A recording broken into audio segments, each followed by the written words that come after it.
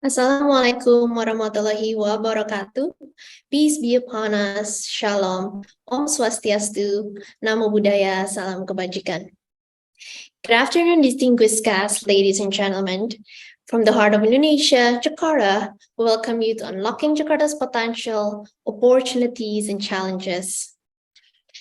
For your information, this event is proudly held by Jakarta Investment Centre as part of the Department for Investment and One-Stop Services, Jakarta Capital City Government, in collaboration with China ASEAN Business Alliance. I'm Edwina, and it is my greatest honor to be your host for today. First and foremost, let us welcome our distinguished speakers. Mr. Benny Agus Chandra, Head of Department for Investment and Integrated One-Stop Services of the Jakarta Capital City Government. Mr. Victor Tay, CEO of China ASEAN Business Alliance. Welcome, sir. Ms. Mary Morfosa, Head of Planning and Utilization of Urban Space from the Department for Spatial and Land Planning of the Jakarta Capital City Government. Mrs. Tona Hutauruk, Head of Jakarta Investment Centre. Mr. Anil Changarot, Co-Head of Environmental, Social, and Governance Practice and Partner of Appropriate Dispute Resolution Practice of RHT Law Asia. A very warm welcome, sir. Mr. Kelvin Chia from FDI Unit China Desk of the UOB. Mr. Benjamin Tan, CEO and Executive Director of International Cancer Specialists. Mr. Alan Hua, Group Managing Network of Rental Works. And also welcome Ms. Mandy Chong, Regional Legal and Compliance Director, Legal of the IC Asia Pacific. And last but not least, Mr. Bintang Hidayanto, Founder and Managing Partner of GHP Law. A very warm welcome to all distinguished guests, speakers, investors, and participants. We appreciate you for taking time off your schedule to join us today. Let's give us a big round of applause to us all.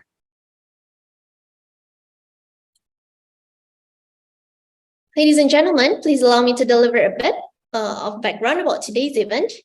So, Jakarta will strengthen its role as a center of business and economy in Indonesia. Following the capital city relocation plan, the city offers a lot of investment opportunities that are open for collaboration. So, this event is intended to inform and encourage more collaborations between potential global partners in Jakarta. And ladies and gentlemen, I'm very delighted to introduce you a glimpse of today's agenda. To start the discussion, we will listen to a panel session that will be followed by a fireside chat. And please stay until the end of the event, as I'm sure we will have a lot of questions in this exciting discussion. You can freely drop your questions at any time at the chat box, and the speakers will sum it up at the edge of the event. Ladies and gentlemen, without further ado, let us hear an opening remarks that will be delivered by the CEO of China ASEAN Business Alliance, Mr. Victor Tay. Mr. Tay, please, the time is yours. Right. Good afternoon, distinguished guests, ladies and gentlemen from various countries across China and ASEAN Business Community. Welcome to join us at the event on Invest in Jakarta, which is jointly hosted by China ASEAN Business Alliance and Invest in Jakarta. The China ASEAN Business Alliance, which is known as CABA, is formed at the ASEAN Secretariat as a commercial bridge between China and ASEAN. CABA promotes greater networking, cooperation amongst businesses in China and ASEAN countries. In this aspect, we focus on trade facilitation, investment, business, and people-to-people connectivity. The ASEAN region was among the fastest growing regions in the world in 2022.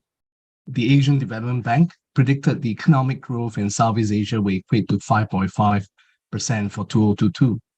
If ASEAN were a single country, it would already be the 7th largest economy in the world, with a combined GDP of 2.4 trillion in 2013. It's projected to rank as the 4th largest economy by 2050. ASEAN is the 4th largest exporting region in the world, trailing only after the European Union, North America, and China. It accounts for 7% of global exports, and its member states have developed sophisticated manufacturing capabilities. And we aspired ASEAN to be a one single production hub and as well as a consumer market as well. The IMF has forecast global growth at 3.2% in 2022 and 2.7% in 2023. As such, ASEAN remains an attractive destination for international investment, providing investors with exposure to one of the fastest growing regions globally. ASEAN and China were each other's largest trading partner. Trade between China and ASEAN has skyrocketed by 85 times since two sides established relations 30 years ago. In 2022, China's trade with ASEAN accounted for 50.3% of the scale of imports and exports to the other regional cooperation economic pact members, or also known as RCEP. Custom data showed China's trade in intermediate products to ASEAN came to 4.36 trillion yuan, a year-on-year increase of 16.2%, accounting to 67% of total trade value between China and ASEAN. Within ASEAN, Indonesia is the largest economy. Indonesia saw some 43 billion in foreign investment in 2022, the highest in the country's history. For 2023, the Indonesian government aims to increase its foreign and domestic investment target to 92 billion or 1,400 trillion rupiah. Indonesia is the only G20 member in ASEAN, and with its abundance of natural resources and large domestic market of 200 million, the country offers long-term investment opportunities. At the backdrop of this global economy, which is battered by the war in Ukraine and the global energy, food and climate crisis, Indonesia has emerged as an outlier different from all the rest of the other economy. Indonesia has boasted both a booming economy and a period of political stability.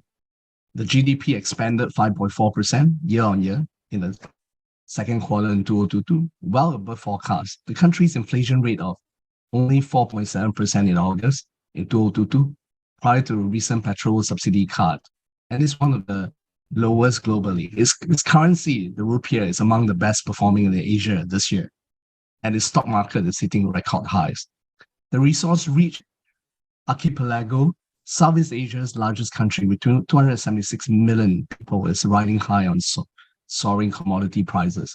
Exports rose 30.2% annually to 27.9 billion last month, and most on record, the world's largest producer of nickel, a critical component in electric vehicle batteries. Indonesia is putting its plans to benefit from this upcoming boom in electric vehicles. In terms of consumer market, Indonesia is the fourth largest consumer market in the world. In terms of population size, just behind China, India, and United States.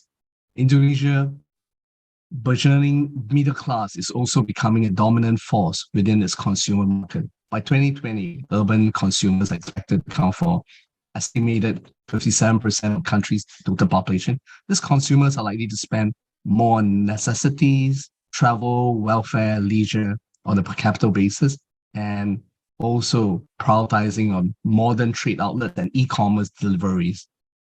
Indonesia had always had a strong focus on major infrastructure projects across connectivity, transport, urbanization, and energy.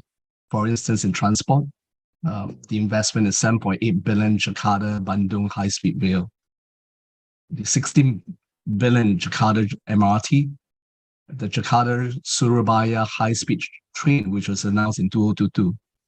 And in connectivity, the 1,167 kilometer, the Trans-Java Toll Road, which is a toll expressway network that runs from Port Merak in Cilegon, the main link between island of Sumatra and Java.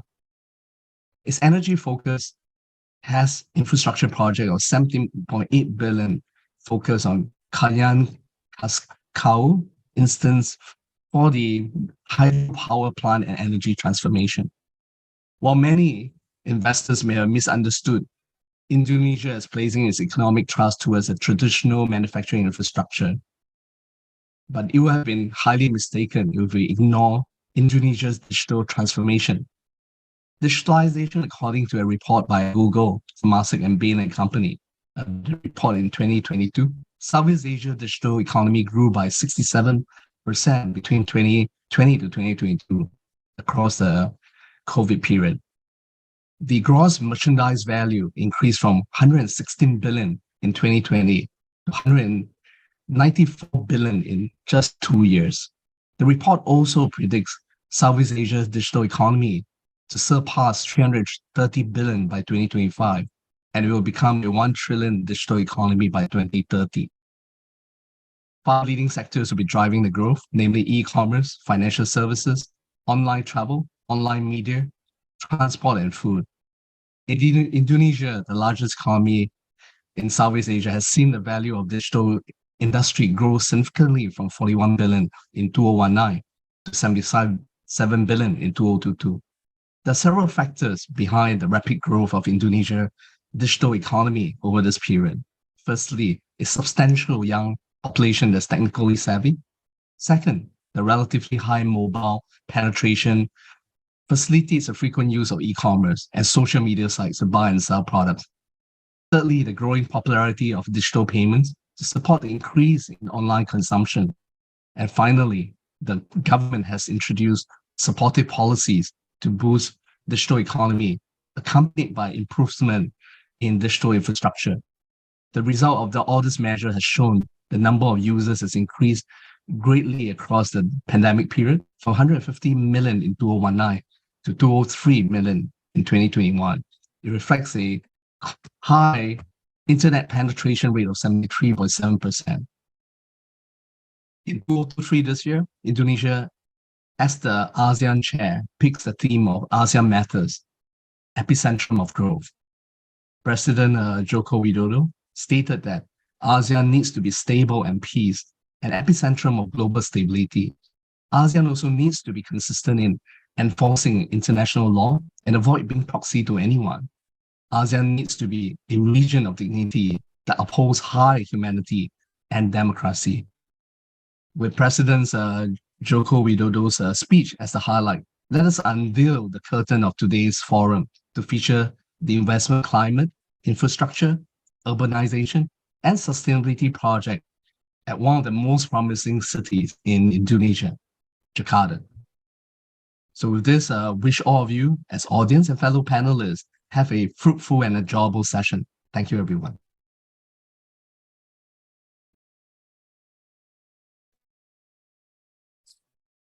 Thank you, Mr. Victor Tay, for your wonderful opening remarks. For the following program, we'll also have welcoming remarks from the head of Department for Investment and Integrated One-Stop Services, Jakarta Capital City Government, Mr. Benny Agus Chandra. Ladies and gentlemen, please welcome Mr. Benny Agus Chandra.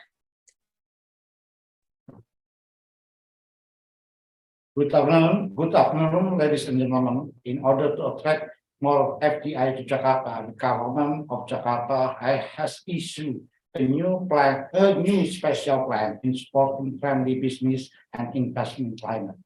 Therefore, this webinar took the Unlocking Jakarta Potential, Opportunity and Challenge as a part of Jakarta effort to disseminate our vision, spatial plan, and also investment regulation. In the first quarter 2023, Jakarta economy saw a positive trend with an increase of 4.95% from last year. Jakarta FDI realization also reached a remarkable achievement with a total of $1.18 billion and grow positively compared to the same period in 2020.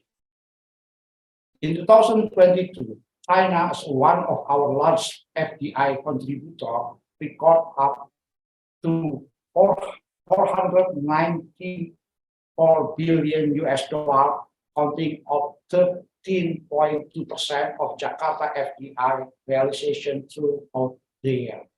Transportation and housing gave a significant contribution to China FDI realization in Jakarta, which has unlimited development possibility for more collaboration.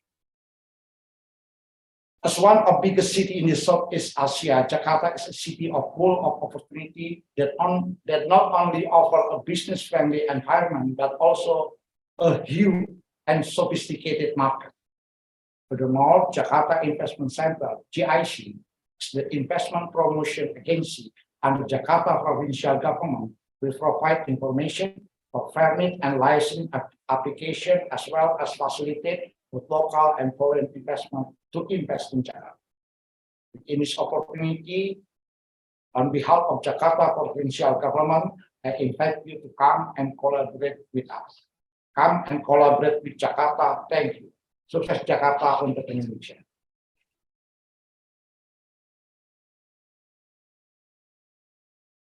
Thank you, Mr. Benny Abushandra, for the great welcoming remarks. We can wait to hear more opportunities that Jakarta offers through the upcoming panel session. So, ladies and gentlemen, without further ado, we'll have a plenary discussion that will give us information on the latest investment opportunities in Jakarta. For your information, Jakarta is the largest FDI investment destination in Indonesia. With a total of $3.7 billion, China is recorded as the second largest investment contributor in 2022. This marvelous partnership between China and Jakarta has been such a delight, but we aim to do more. To do so, Jakarta is committed to improve the ease of doing business through various aspects. So, aligning with it, the plenary panels will highlight several key points to examine some of the core issues, namely the transformation of sustainable spatial planning in Jakarta, investment opportunities on Jakarta's urban redevelopment, leveraging on Indonesia as the edge framework, and last but not least, cross-border financing. Ladies and gentlemen, without further ado, let us welcome Ms. Mary Morfosa, Head of Planning and Utilization of Urban Space from the Department for Spatial and Land Planning of the Jakarta Capital City Government. Please be reminded that you will have 20 minutes to deliver the presentation. Ms. Mary, the floor is yours. Okay, thank you. Assalamualaikum warahmatullahi wabarakatuh. Good afternoon, ladies and gentlemen. My name is Mary Morfosa. I work in the Department of for Spatial and Land Planning of Jakarta Province as Head of Spatial Utilization. Today, I would like to talk about transformation of sustainable spatial planning in Jakarta. I will begin by sharing the first slide.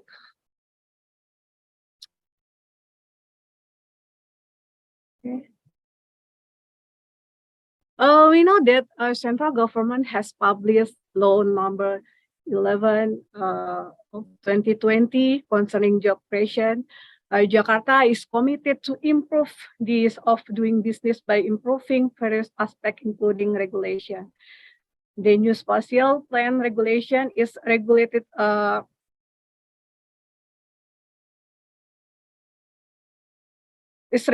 through Governor Regulation number 31 of 20 and 2022 on detailed spatial planning, or called RDTR 20 and 2022. To accommodate rapid dynamic change of urban development in Jakarta. Talking about detailed spatial planning, this governor regulation consists of structured plan like transportation network, storage system, water piping distribution, telecommunication system, electric network, and center of activity. In the spatial plan, the commercial zone, residential zone, green open space zone, etc. Zoning regulation that regulate about building blocks guidelines, floor area ratio, building coverage ratio, transfer development right, bonus zoning, conservation area, low-rise, middle-rise, and high-rise housing, compact development, incentive, and tourism development at Pulau Seribu. The spatial planning has 6 goals to create Jakarta to become resilient city based on transit and digital development. The goals are first, transit and digital-oriented development, a second, housing improvement to approach self-sufficiency community, the third, the resilient spatial utilization and integrated public services, fourth, spatial planning as an instrument to support Jakarta as global city in business and economy. The fifth, equal and sustainable development waterfront, maritime, and coastal region of Jakarta. The last, strengthening the role as a center of governance and cultural activities through spatial planning policy. Right now, on this detailed spatial planning has developed strategies to implement future vision of New Jakarta to become resilient city based on transit and digital development. These strategies have a flexibility on land use regulation, use of building flexibility, city development based on transit-oriented development or TOD, focusing on the radius area within 800 meters from transit facilities such as MRT, LRT, BRT, and commuter line station. Because of transportation infrastructure becomes a backbone of current city development, Jakarta applies performance area based of public services infrastructure provision and infrastructure service coverage to become a parameter of area performance. If the specific area has high score of area performance, so the score for floor area ratio has a high score as well. The maximum value is 6.84. Now, potential area TOD has to meet the basic principles of TOD, the planning criteria of TOD, and the term of TOD area based on typology.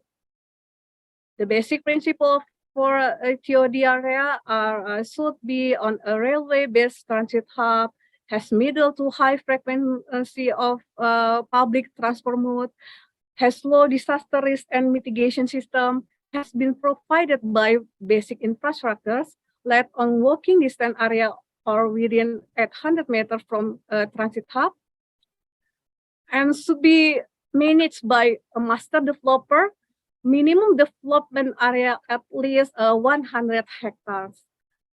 And for the master developer can be appointed either from public sector or a private sector.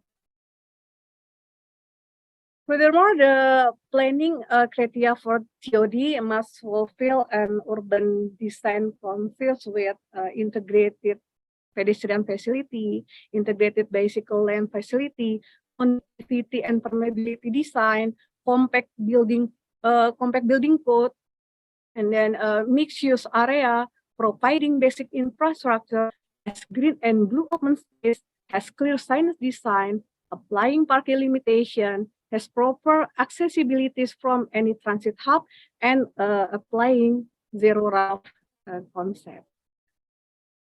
Anyhow, for TOD typology, it depends on infrastructure volume and classification applied on its design area. Right now, Jakarta has 6 TOD areas, such as Lebak Bulus, Fatmawati, Blok M, Sisingamangaraja, Istora Senayan, Duku Atas, and Bundaran Hotel Indonesia or Bundaran HI. As the major land use planning in Jakarta is provide for housing or residential area, on the detailed spatial planning, we are also focusing on housing regulation in specific terms. There are 3 housing types being regulated on this detailed spatial planning. First, low-rise housing. This can be built until 4th level, and then middle-rise housing. This can be built from more 4th until 8th level, and the high-rise housing. This can be built for more than 8th level. For high-rise housing, the regulation applies for any area within 800 meters from transit facility that can be developed with a floor area ratio automatically given up to 11. And according to this regulation, flexibility of business activity can be applied to empower community economy, particularly for micro businesses or creative industry. To provide green open space and water catchment area, this detailed spatial planning has to respond environmental-based planning to reduce and mitigate any development impact. Because Jakarta has lack of green and blue open space area. Every land use activity has to provide green open space area, either from public parties or from private parties. However, this green open space provision become an issue. We see that green open space has many functions, such as ecology, water infiltration, economy, sociocultural, aesthetic, and disaster mitigation. A revolutionary policy has been applied, the use of Indonesia Green and Blue Index to accommodate three-dimensional green and blue area development. This policy has been replacing a conventional green and blue spatial planning counted by total covered area in two-dimensional spatial plan like roof garden, balcony garden, corridor garden, podium, vertical garden, center box garden, and so on. To promote urban development on certain area in Jakarta, another instrument that regulated on this detailed spatial planning regulation is about incentive policy of spatial planning. Incentive of spatial planning is given to area that have performance value. Bonus intensity is regulated in the zoning regulation defined in bonus zone. In quote B for building coverage ratio and basement floor area and the floor area ratio. For instance, bonus intensity can be given or floor area ratio for more than 6.84. Finally,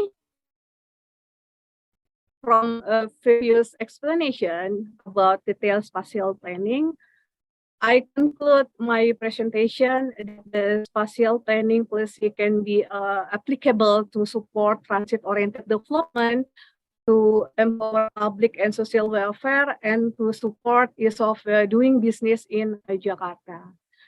And I'm Mary Morfosa on behalf of Head of Department Spatial and Land Planning of Jakarta Province, would like to say my gratitude for your attention during my presentation. Thank you for all. Thank you.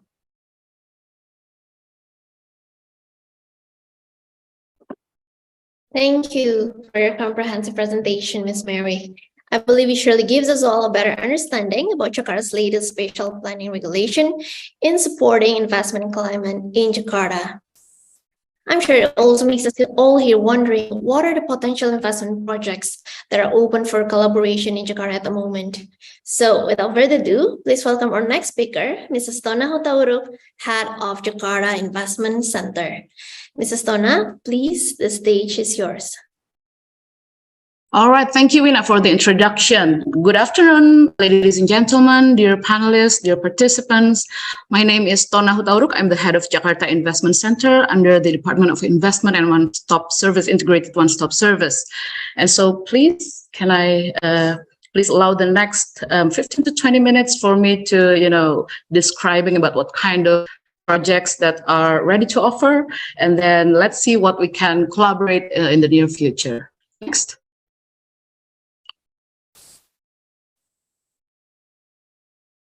Okay, so the presentation will be about the Jakarta post-capital city relocation, and then about the ease of doing business in Jakarta and also about the offered projects. Next. Next.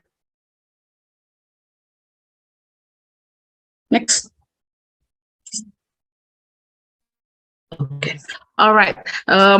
My slide is kind of late, so please bear with me about the transition. Okay, so for this part, I want to confirm again that even after the relocation of the capital city of Indonesia, Jakarta still, confirms ourselves as a special region of Jakarta, which act as a trade, financial service, monetary investment license services, and national business activity centers on regional and global scale, as drafted by the Ministry of Home Affairs and stated in the Jakarta Special Region Government Bill.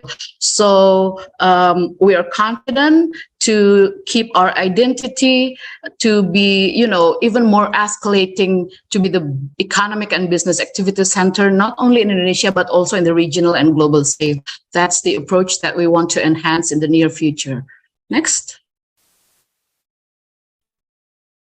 And having that in mind, we realized that the investment opportunities arise at the development transition, such as the previous one I mentioned, the capital city relocation, also the transit-oriented development construction, and many transformations from the point of view of detailed spatial plan.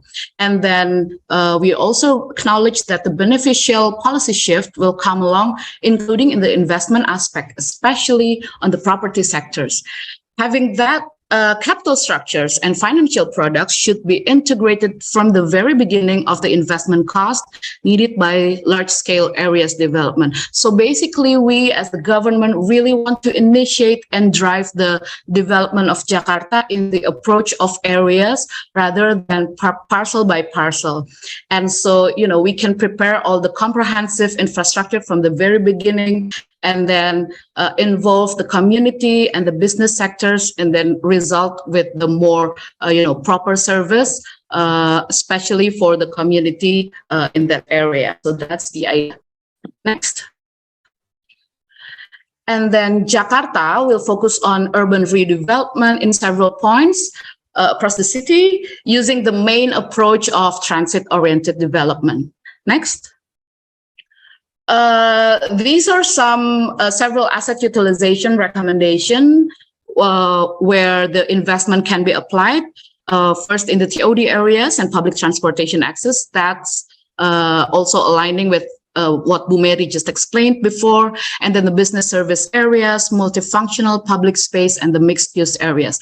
Here, there are going to be applied several scheme of floor area ratio, which especially the investors can, utilize all the benefits, the bonus and the performance zoning. So it will be easier for the investors to develop a more flexible property, especially in this approach. Next. Okay, so we have the case study of Block M as the city of ASEAN. May I remind you, this is still a research. This is still a study conducted by the Jakarta Investment Centre and the Department of Investment and Integrated One-Stop Service. So the idea is to promote Jakarta as the city of ASEAN, as we know that the current Secretariat of ASEAN is located in the south of Jakarta, in the Block M in Kebayoran Baru. And why not, if we increase the area, escalate it, and then, make it more integrated with the surrounding area of Senayan, Kebayoran Baru, and make it a more compact super block, accommodating the diplomats, housing and hospitality, commercial and offices, and business market. Next. The idea is actually not very new. It has been applied before with the Geneva and Bonn as the UN city, and also, the New York City as the headquarters of UN. So this is similar to that. We want to build a super block concept with high-rise building with the minimum heights of 60 to 80 floors.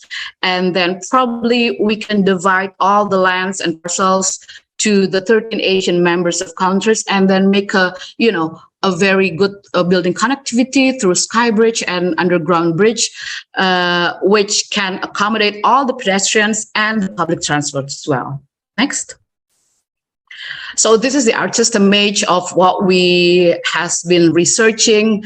There will be apartment, Asian Secretariat, MRT station, because this is two very near in conjunction with the Block M, current Block M MRT station, and of course the Asian Station, MRT station, and the cultural hub, leisure, etc. Next.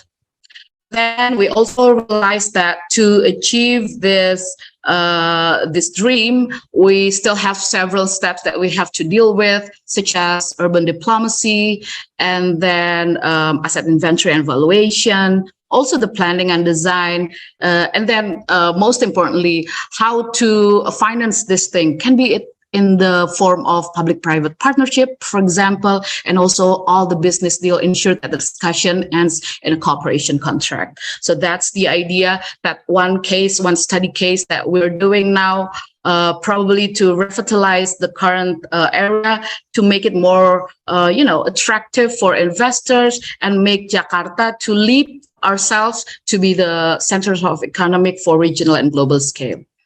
And next, for the ease of doing business in Jakarta, I want to jump a bit about the topic from the topic before, how to invest in Jakarta.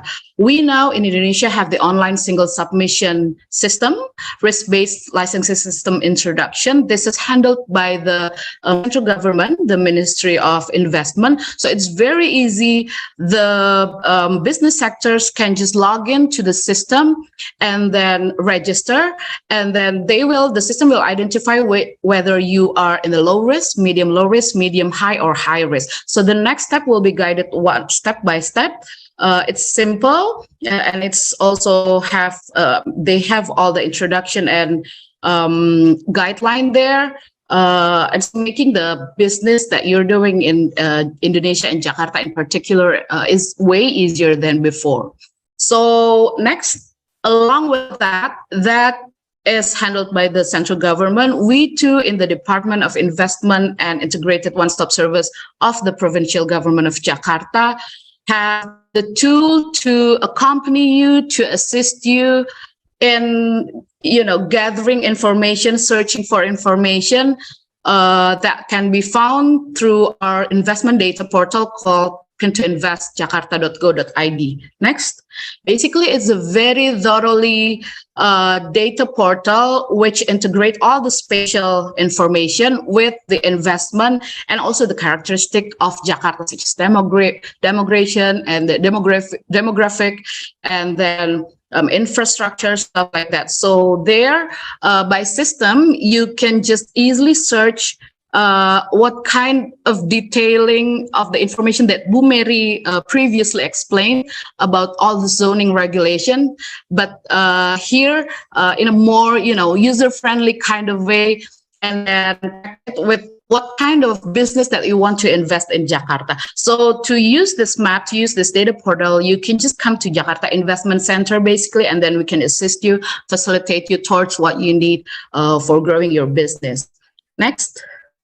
Yeah, this is the appearance of the data portal.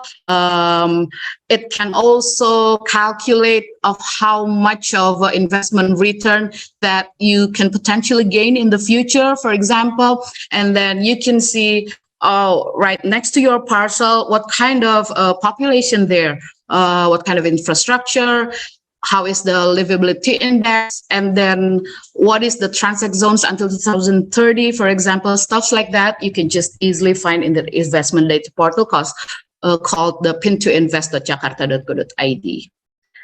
Next, so here I'm going to tell you a bit about Jakarta Investment Centre. So we are also the entity, the organization is also one of the, the tools for making your business is more hassle-free. We are basically an investment promotion agency under the Jakarta Provincial Government. So which you want to do a permit or licensing application or just finding information, we can help you.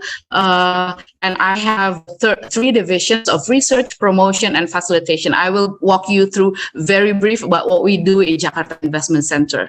Next. So all right, so we're located in the 5th floor of Public Service Mall in Kuningan, South Jakarta. So I welcome you all, the dear participants, to come to my office, and then we can do webinar again or seminar. We have all spaces and also the team to assist you to do stuff like that.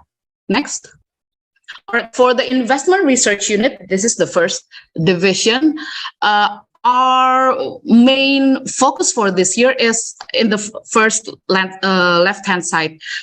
We are conducting the highest and best use study of potential areas. So that really aligns with what I explained before about the Block M City of ASEAN. So basically, we are trying to, find areas that can be built into a more value for investment, and then we can pitch the idea to many investors coming to us, and then let's see how we can collaborate to develop those areas. So that's what we are working right now from the research unit, along with other stuff like identifying investment promotion, and then the strategy for ease of doing business, etc. Next. And then for the promotion unit, we do the one that this year is the 3rd annual event of Jakarta, which is the Jakarta Investment Forum. And then we also conduct several seminars and webinars called JIC Talks, and then attending business forum, also promoting potential investment projects. We do close collaboration with embassies, IIPC, business chambers, etc. Next. And then for the investment facilitation unit, we in Jakarta Investment Centre have several dedicated teams to facilitate investors coming, starting from, giving informations about whatever they want to find, also connect them to other stakeholders in DKI Jakarta, private or business, private or government, and then also connect them with our regional owned enterprises for the projects that they are ready to offer. So this facilitation unit with the special dedicated team, I really hope that it can give you a more happy experience in doing your business here, rather than being confused who to meet, who to call, etc. So this is what we are for. Next. And I'd like to introduce a bit about Jakarta Investment Forum in 2023. This year, we're going to collaborate with the Indonesian Chairmanship of ASEAN 2023. It will be conducted from now, June, the event, up until the JIF plenary in August 2023. So here, I also invite you to come to the Jakarta Investment Forum. Let's meet there. Next. Right, last but not least, I want to introduce a bit about the projects that are ready to offer. These are handled by our regional owned enterprises, PT MRT Jakarta, PT Sarajaya, and PT Pembangunan Jaya Ancol. Next. Okay, the first one is the extended concourse of the current MRT Jakarta Bundaran HI station. So the project cost is estimated 3.24 million. The current status now is feasibility study and basic design. You have the contact there. So the idea is to expand more area and connect it to potential buildings, Plaza Indonesia and Wisma Nusantara. I see there. And then the GFA is 3,000 meters square. This is Bundaran HI station is the destination. They call it the destinations, and it is the most prime area of the DKI Jakarta, most prestigious one. And next, after the Bundaran HI, we are developing the continuation of the MRT phase 1 up to the north of Jakarta. So this is a very good project that we want to offer. Should you need more information, you can just contact there, Pak Muhammad Raihan, or you can just come to JIC. Next, still in the area of extended concourse, this one is for the current Fatmawati station of MRT Jakarta in the south. This is very interesting because this one is located in TBC Matupang Street. So Jakarta has basically 3 CBDs, most prime CBD area, Sudirman, Kuningan, and this one is in the TBC Matupang. The project cost is 2.83 million, connection potential to several buildings surrounding there, and the offering is open for retail and advertising. This one is also, the status is feasibility study and basic engineering design. Next. All right, the next one is Duku Atas pedestrian deck, and this one is ready to offer. So all the studies has been done. The project is USD 9 million. This is one of the liveliest interchange. So MRT, airport railing, commuter train, Transjakarta, and also LRT. All the modes there, and the pedestrian deck that is initiated is estimated to accommodate more passenger to do interchange to other modes, also to connect them with the buildings surrounding. Still Pak Rahan for the contact should you need any more information. Next. Last but not least, still handled by PT MRT Jakarta is the development of Block M mixed use. So it is a project to transform, to revitalize the now underperformance terminal Block M. We have the MRT station there too. The project cost is quite big. This is 142 million USD. So the idea is to build housing, retail, and hotel, a mixed-use area. It's still under preliminary study, and we are very open to investors coming should you want to collaborate from the very initial phase of planning. Next. Now, let's jump a bit. Those ones, the 4 ones are from PT MRT, and this one is from PD Saranajaya, one of our regional owned enterprise as well. The idea is up north of Jakarta, they want to build a mixed use area, mainly housing, so landed housing, commercial, logistics center, and mixed use. The 24 hectares of land is clean and clear already, owned by the PD Saranajaya. And then the project cost is 162 million USD. The contact person there, all the study has been done, and this is also a project ready to offer. There are several real estates there, so the area is quite lively now. It's beginning to grow. It's 5 kilos from the depot, the plant depot MRT, and now several construction of bridges, flyovers has been done, and we're really predicting that the Rorotan in the north of Jakarta is going to be the main area of development of Jakarta, rather going to the south, to the bottom. Next. And this one is handled by PT Pembangunan Jaya Ancol. If you recognize the Ancol area, the theme park, the amusement park. So the idea, they have several lots there. They want to revitalize, they want to expand. Some also consist of reclamation to do many properties, housing, and then hotels, apartments, retails, malls, to make the whole Ancol area is more attractive, which now they don't do many property there, rather only hotel, only small hotel, and then parks and amusement parks. So they want to jump a bit and make the area livelier with all those initiatives. Next. So the first one here is the lot A. The product is apartment, and the project cost is $129 million. This is still under FS. You have the contact there. You can just contact. Yes, and then after lot A, they also have the next lot B. This is still the same. The cost is, but they are dividing those into several packages. This one project cost is 4 trillion. Still apartment, and then the contact still Ibu Nuri Hermila. Then they're open for joint operations between PT Pembangunan Jaya Ancol and business sectors coming. Next.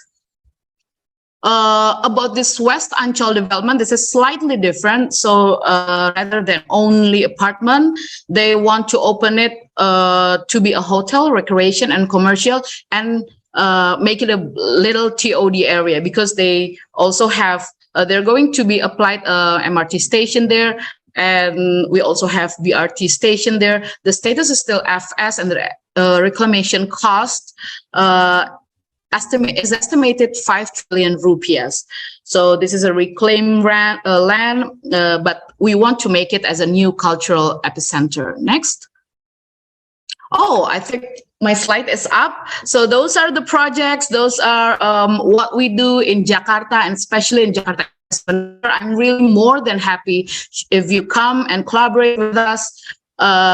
We have the team, the personnel to help you assist and making your business as hassle-free. So invest now, invest Jakarta. Thank you.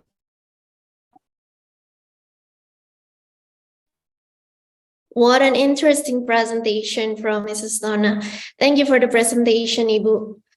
Ladies and gentlemen, please kindly be reminded once again that you can freely drop your questions at any time at the chat box. That will be answered by our speakers at the end of the event. All right, now moving on to the next speaker. As the world direction is now transitioning to a more sustainable approach, the ESG framework may become a consideration for potential investors. To elaborate more about investment opportunities within the ESG framework in Indonesia, ladies and gentlemen, please welcome Mr. Anil Changarot, co-head of Environmental, Social, and Governance Practice and partner of Appropriate Dispute Resolution Practice of RHT Law Asia. Mr. Changarot, please, the time is yours. Thank you very much. Thank you very much. Good evening, everyone. Good afternoon. Sorry, I apologize. I just got back from Melbourne after 10 days, and I'm kind of like lost with the timelines and all of that. Right. I just must say that it was an exhilarating two speakers who spoke about what's happening in Jakarta, and Madam Tona had mentioned about super blocks, and that's an area of real excitement for me. A lot of work that I do involves construction industry, and I've heard about the super blocks, and I've seen that on TV, and what I've seen is on Barcelona, and maybe we'll take it later on, but it's really exhilarating. Now, as our host has just mentioned, this term ESG is something that many of you may have heard, and those of you who have not heard about it, my suggestion is you just go and Google the word ESG, and you'll find that it is a major buzzword, right? And what I'm going to do is this. I'm assuming that some of you may not have any idea at all about what ESG is, so I'm going to go into a little brief about what ESG is before I take a look at what you have in Indonesia, and then just sum up a couple of points. Now, you'll find in my presentation that several of the parts have got these underlines, actually hyperlinks. So when I send you the PDF version of it, you can read a little bit more about various aspects that I've highlighted. All right. Are we okay? So basically, I'm going to just cover a couple of things: introduction, Indonesia in general, the ESG framework, and concluding remarks. And then if there are questions and answers, we can deal with it either here or we can do it at the end. It's up to you all. Okay? So by way of introduction, I think you need to appreciate that ESG basically stemmed from the principle of sustainability, basically, with good corporate governance. And over the last couple of years, for a few years now, it has largely been developed into a global level, into a more comprehensive set of principles, and that's what it's called ESG, right? I've just taken this off again here. If you take a look at it, the bottom part, it shows you a hyperlink to where it is. But what it means essentially is this: it's a set of standards for a company's behavior used by social conscious investors to screen potential investment. So what you understand is this: if you take and break it down, you have environmental criteria, considering how a company safeguards the environment, including corporate policy addressing climate change, for example. On the social criteria, it determines how it manages relationships with employees, suppliers, customers, and communities where it operates.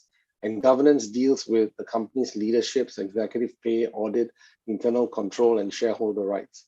Now, what you need to understand is this, that all of these things are basic things that we've been familiar with, right? But as the world moves forward and has come out of COVID-19, what is happening is that these three aspects are becoming far more important. So if you want to get onto the international platform, you need to know that you need to make sure that your company and your operations take care of these interests: environmental, social, and governance, right? And a lot of what the previous two speakers have spoken about, you'll find that if you want to bring about investments into the country, you're going to seriously have to make sure that all of these things are complied with, all right? Now, just by way of background, actually it was way back in 2006, the United Nations Secretary General Kofi Annan, he launched the Principles of Responsible Investments that was coordinated by the UN Environmental Program Finance Initiative and the UN Global Impact. He said this: these principles grew out of the understanding that while finance fuels the global economy, investment decisions making does not sufficiently reflect environmental, social, and corporate governance considerations. Or put it another way, tenets of sustainable development. So they're saying that if you want to do some development, it has to be sustainable development. Otherwise, you can't deal with it, right? And that's the critical part of what they are saying. And he went on to say this, right? He said, by leading institutional investors, the principle provides a framework of achieving better long-term investment returns and more sustainable market.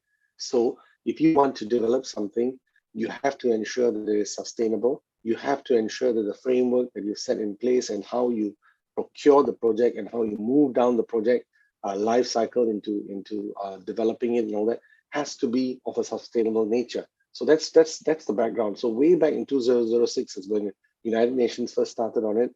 It's now become such a critical buzzword. All right. So let's take a look at how that relates to Indonesia. And these are just some of my views, right? So there may be a lot more other aspects that you need to pay attention to, but just from my view, you have Indonesia.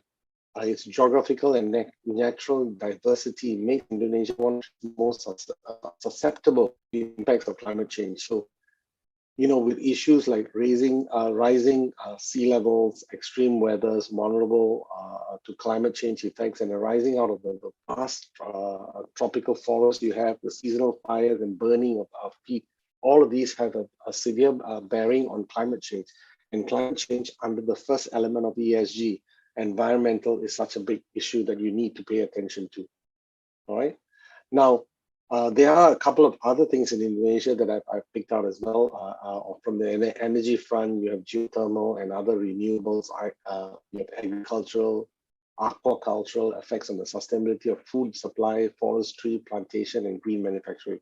All of this are critical industries in Indonesia, and if you're going to pay attention to them and you're going to invest in that, you need to make sure that you are compliant to some extent in respect of ESG.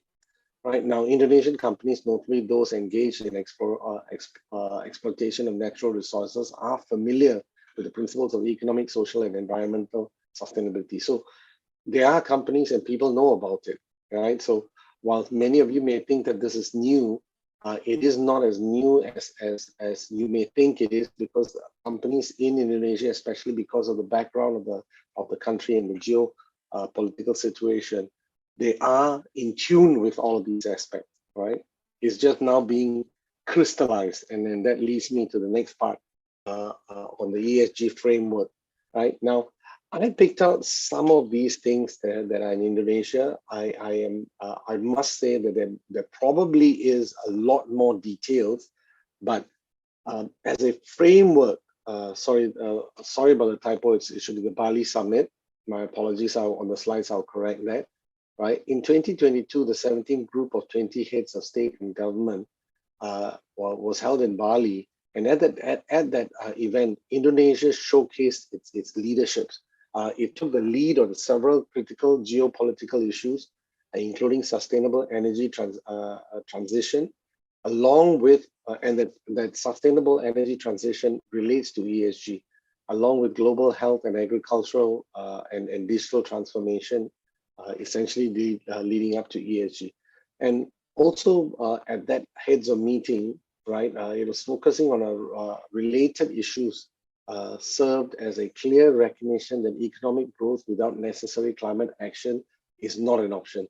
So Indonesia was showcasing the point that with sustainable energy transition and looking at the environment, it is really important that if you want to internationally grow and the economic growth and all of that, you have to pay attention to what's happening to the environment, and you cannot just run away from it. Okay. Again, at that summit, right, it was a platform for the country to spearhead international progress towards ESG. So Indonesia was showcasing that aligned goals, and with a focus on sustainable energy transition, related priorities included a common ground taxonomy and standardized reporting for better investment decision, right? What that means simply is this. Remember I said there's environmental, there's social, and there's governance. So the governance aspect, where you as a company must have a clear reporting framework when you deal with things about the environment and you deal with the things about social. And the social can also include things like diversity, equity, and inclusion, how you take care of people that you're working with and all that. And you find this word, this second word, diversity, equity, and inclusion, as also another buzz and keyword that is being used internationally. So these are two aspects of how you structure your work and your business, whether you're going to do it internationally or not.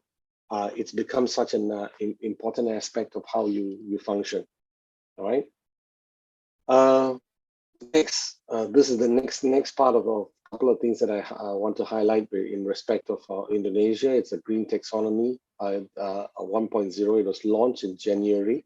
Again, if you want to read about it, if you click on this heading, because it's underlined, it's a hyperlink, you can take you to some reading material on it. Right. What it did was this: it expanded on the Financial Services Authority's regulation, this number, you can go take a look at that, which regulates every company running a sustainable financial, including guidance to formulation of sustainable report, to develop a matrix of sustainability disclosure that is relevant to any industry. So Indonesia is taking steps to make sure that as far as environmental and the governance aspects are concerned, there is a clear framework on how you report on whether or not the project that you're involved in is sustainable, whether the project you're involved in doesn't go out there and say, for example, a simple example is cut down trees, far more than you should be doing, and then using that material to do your production and manufacturing that might affect how other countries look at you. All right. So this regulation kind of puts that into a framework for you to take into consideration, right? Also on this green taxonomy, essentially it's on sustainable financial implementation, right? So if you're going to go finance your project, you have to showcase that the project has got environmental, social, and governance all covered and taken care of, right? So for example, we have new bonds, loans, and regional first SDG linked bonds launched in September. It is aimed to promote environmental protection and accelerate social economic development. So even that, when you're looking at funding your project and financing your project, they are saying that you need to have a stringent provisions on the environment and protection of all of those things. And if you don't do that, you're going to find that international companies are going to turn to you and say, sorry, we're not interested, or we do not want to work with you because, say, for example, hypothetically, you're operating out of Europe. The EU has got very stringent requirements on how you should function and how you should not function. And if working with an Indonesian company that doesn't take care of all of these interests, you find that a European company may tell you that, sorry, I cannot afford to work with you. So you see that the kind of steps that Indonesia is taking is towards ensuring that you take care of these elements. All right. There's this thing on net zero target also in Indonesia.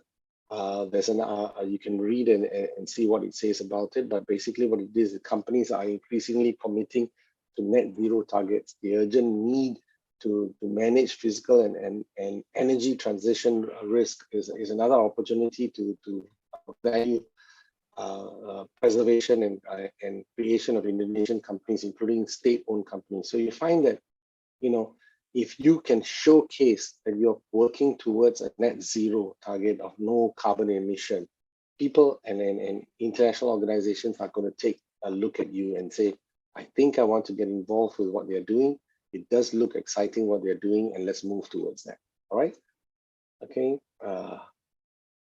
Next, carbon trading. I'm only just superficially going to talk about this because this is a topic on its own. Right? Indonesia has opened its carbon market to foreign entities, allowing multinational companies and institutions to purchase credit from the country, subject to registration with the government through this Ministry of Environment and Forestry, and it's carried out in the carbon exchange regulated by the Financial Services Authority. I just wanted to highlight this to you. I don't want to go into it detail because it's a massive topic by its own. But you want to see that Indonesia is taking steps to ensure control over carbon emission, and they are doing this trading. But there are different discussions on whether or not it's acceptable or not. But that's for another topic for another day.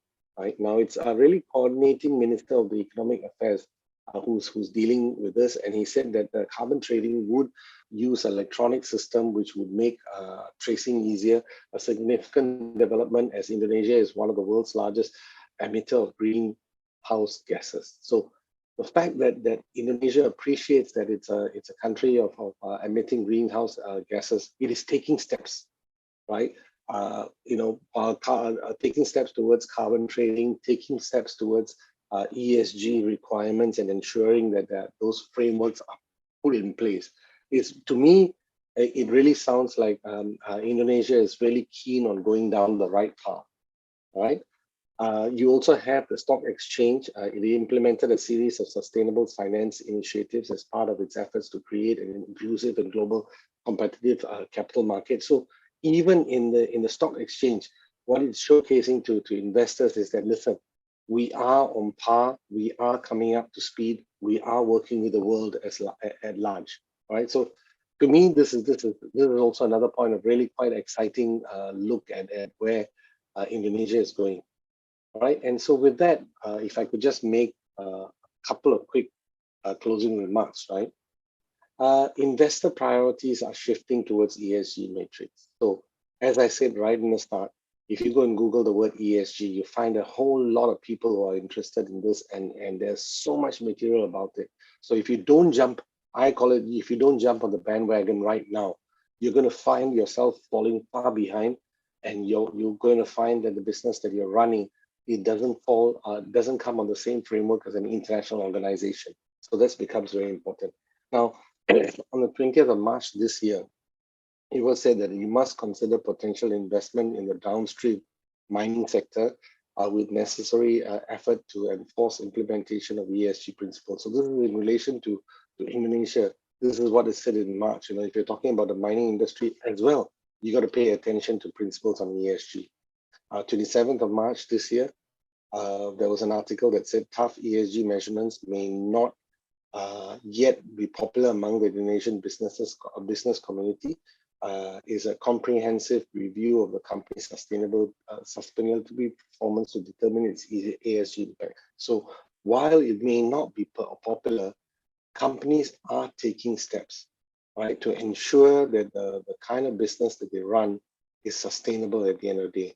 Now, what you need to understand in conclusion is that there's a sharp rise in demand for ESG related services. So everybody and all kinds of industries, including the construction industry, a large portion of the work that I do, everybody is getting tuned and in line to making sure that their businesses are run within the framework of ESG and make sure that it satisfies certain of those requirements, right? Services in Indonesia, with many businesses still trying to understand the criteria and their potential impact on business and finance. So looking at Indonesia, all I have to conclude by saying is this one: there are steps being taken, but you are, as a country, going to have to put into place regulations that make things mandatory. So eventually, you're going to have to get to that stage. So how you get to that stage is what you need to pay attention to, and you just have to understand that ESG is going to be such a buzzword. It's going to be such an important aspect of how you run your operations, that there's no way none of us can just avoid it. And that's why I set up my presentation to kind of give you a bit of a highlight and then focus on why it's important in Indonesia and what Indonesia has as a framework. Now, there is still a lot of work more to do, but getting there, I think Indonesia is in the right framework, right? And thank you. Thank you very much for the remarkable presentation, Mr. Changarat. Such an eye-opening information on the ESG framework in Indonesia and also what we can do to leverage it in the future. Now, last but not least, I'm sure we've also been wondering about financing options and support available for cross-border trade. So without further ado, ladies and gentlemen, let us welcome Mr. Calvin Chia from the FDI Unit China Desk of the UOB. Mr. Chia, please, the floor is yours. Thank you. Good afternoon, ladies and gentlemen. Thank you for Jakarta Investment Centre for inviting me into this conference. It's an honor for me to be able to share about FDI and UOBI capabilities in today's events. First, let me introduce myself. I'm Calvin from UOB Indonesia. I cover Greater China, including China, Hong Kong, and Taiwan. So, well, without further ado, let me begin.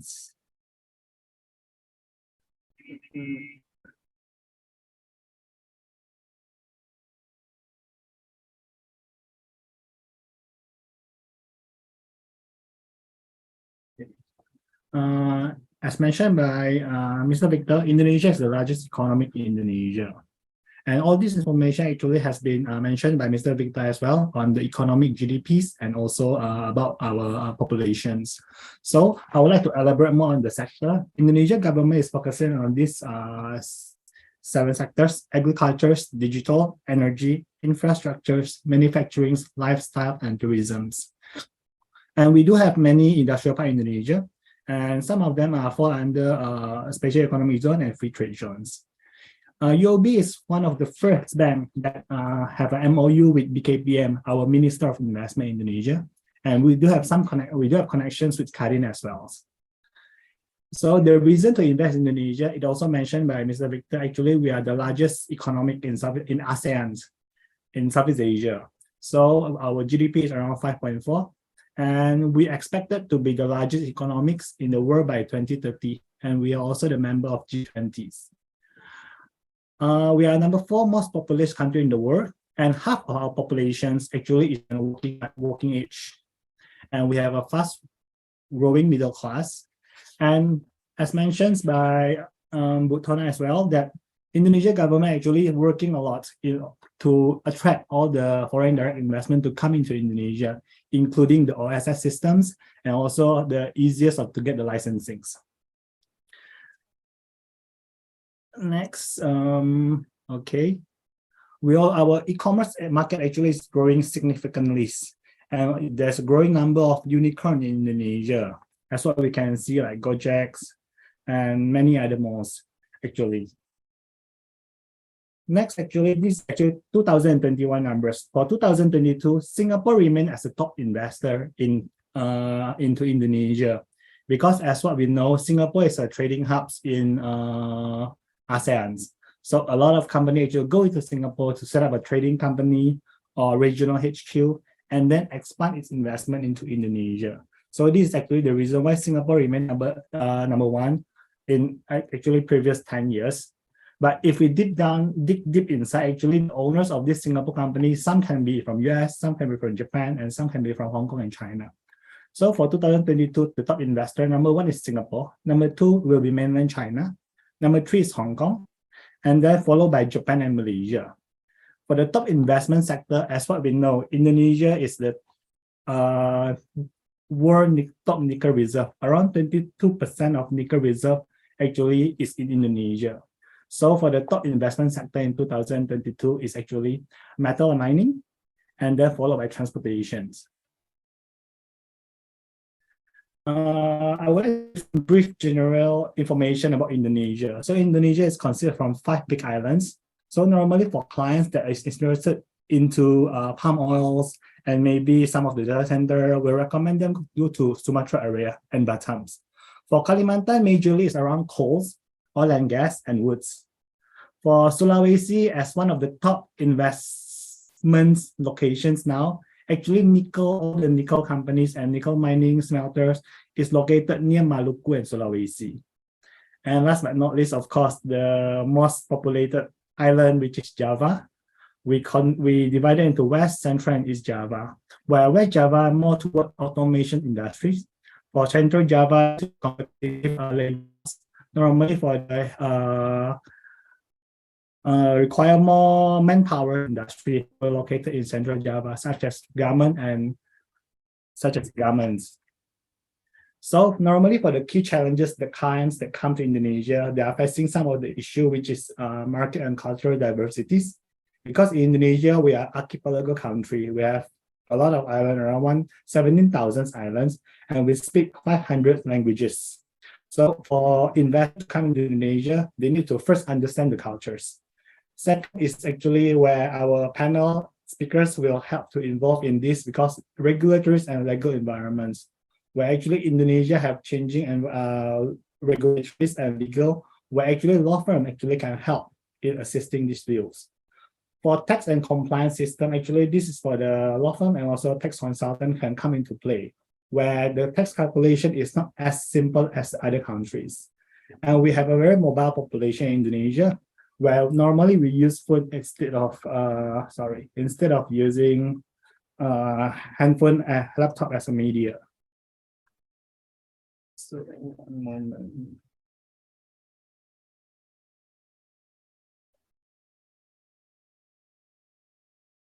Let me reshare the screen.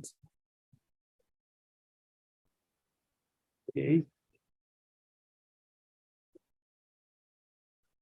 So as mentioned by Ibu Tona, that actually Indonesia is open for FDI, where previously we can see that there's 20 fully closed sector in 2016, and now it's only left with 9. And actually, Indonesia government has been open many of the sector actually, which is previously close to foreign ownerships. Currently, they are more open to that.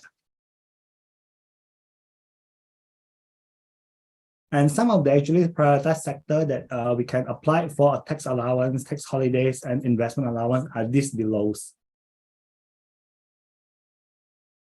So for this industry, actually, the company can apply for a tax holiday from 5 years to 20 years, depends on the investment amount. For 5 years, normally it's around 100 billion to 500 billion. For a company can apply for a tax reduction from 5 to 20 years, it's normally around 500 and above. And of course, the company can also apply for tax allowance up to 30% and investment allowance as well. So taking first step into Indonesia. For the tax profile in Indonesia, for corporate tax is around 22%, and import duty from 7.5 to 150. Withholding tax for personal is 10 and corporate at 15. And VAT has just adjusted previously to 11%, and also personal income tax around 30% on that. So below is actually the tax incentive, where I believe Jakarta Investment Centre and all the fellow panelists is the expert on how to get the incentive and how to apply that. And common type of business set up in Indonesia. Of course, normally we also ask a foreign company to invest in Indonesia to set up a PT, which is equal to a private limited company, where actually you can do a full operation in Indonesia.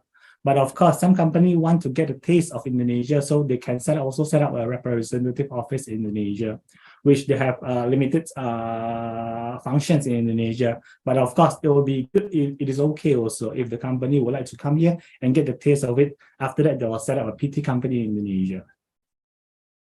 And as mentioned by Butona also, actually, risk-based business licensing is currently applicable in Indonesia, where you can also do it from OSS systems. So UOB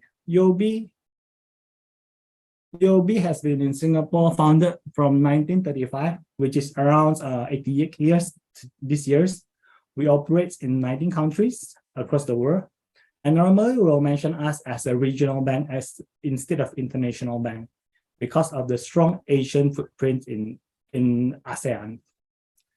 Our grading is AA1 by Moody's and AA- by S&P. With UOB deep regional connectivity and strong ecosystem of partner, will provide support to all the investors to come into ASEAN. In Indonesia and all the ASEAN countries, we are full licensed bank. We provided from retail products for personals until wholesale banking product, which including financings, trade facilities, working capitals, and there's also a special divisions called FDI advisory, where is my division at the moment. So we help clients that come into Indonesia, some of the other ASEAN countries, to know more about what actually is Indonesia, how is the regulations, what actually how to set up a companies, and also we facilitate the clients together with Ministry of Investment, and if they require any tax consultant, we also can be the bridge for that. So, as what I mentioned before, we have a very big footprint in ASEAN, which in all these countries we have branches, including Myanmar. In Indonesia, we have around 130 branches. In all these big islands, we do have branches in the regions, except for Irian Jaya and Papua locations. In Indonesia, we have established since 1956. So we are in the region for around 60, in the Indonesia, around 67 years, by acquiring a bank called PT Buana Indonesia. So maybe I'm giving some general update on the Indonesia banking regulations. For Indonesia, actually, we are required to use rupiah if we are doing any transaction conducted within Indonesia territories. So from this, Indonesia is a restricted currency. So from here, Indonesia actually regulated if any company that have transactions that is more than 100,000 USD or equivalent, it will require supporting documents. These supporting documents meaning that when you convert IDR to USD, you require some proof or supporting document to support on why do you require to convert such big amount of IDR into USD. These underlying documents can be invoices, can be loan agreement, and can be a capital repatriations. Next, of course, some of the company will also ask, what if instead of borrowing from Indonesia with high interest rates, can I borrow from offshore loans or offshore parents company? Of course, you can do so. But Central Bank in Indonesia, we call it Bank Indonesia, BI, there's a regulation. If the company would like to get an offshore loans, then they're required to do three things. One is to require certain hedging ratio. Number two is liquidity ratio. Number three, also one of the company will require a company credit rating. Of course, for a new company in Indonesia, it will be difficult to get a credit rating. So the company can use a parent company rating for the first 3 years. After that, then the subsidiary company in Indonesia, you're required to get your own credit ratings to continue the offshore borrowings.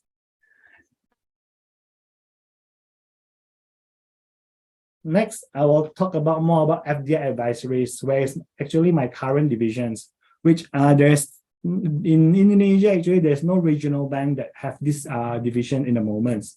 So what we do actually, we do beyond bankings.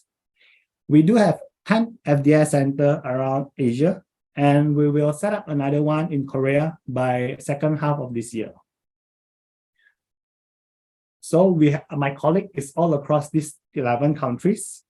We have ecosystem partners. We can provide all the requirement from setup company to finding of industrial park. So from here, we can provide all the market insight, market entry support, regional HQ, and information regarding tax and legals. And the good news is all free of charge. So actually, we don't charge any fund for the advisory service. But of course, we expect when the company set up in Indonesia, you will be banking with UOB. So we provide the bridge from home country to host country. This is actually what we do as an FDI advisory in UOB Indonesia. And we do have communication with KPM or Ministry of Investment in Indonesia. So if any one of the panel, any one of the attendees will come to India, we can connect you to the Ministry of Investment. We also can bring you to the Ministry of Investment for discussions. So this is one of our customer feedback. And as in Indonesia, which is my colleague Samuel and myself, I will be taking care of Greater China, and Samuel will be taking care of the rest of the world. Thank you. And we do also provide a guidebook on how to invest into Indonesia. So if anyone interested, you can scan the QR code and you can get some general information on how to invest, how to start to invest into Indonesia. That's all for my presentations today. Thank you.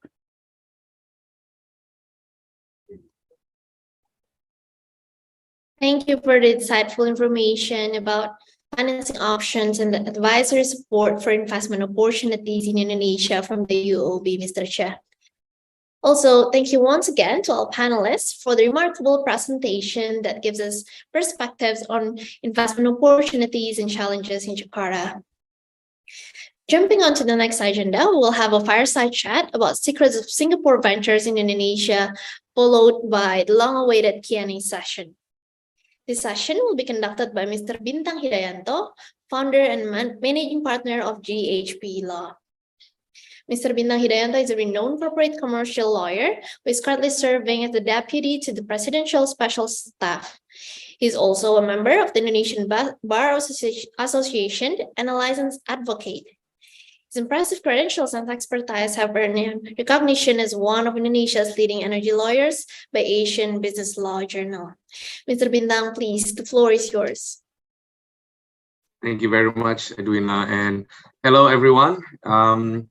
The event that we're getting into now is called Fireside Chat, which is supposed to be a fluid chat where we discuss issues and we brainstorm ideas. And also, I would also like to invite attendees and participants here to ask questions so we can then discuss the questions with my honorable colleagues and friends who have joined me here. I have Benjamin Tan, who is the CEO and Executive Director of International Cancer Specialist, and he's been in healthcare entrepreneur since 2007.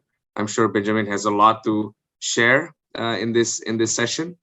And then we also have Alan Pua, who's the group managing network, who's the group managing director of Rental Works, and Alan is also the founder of Rental Works.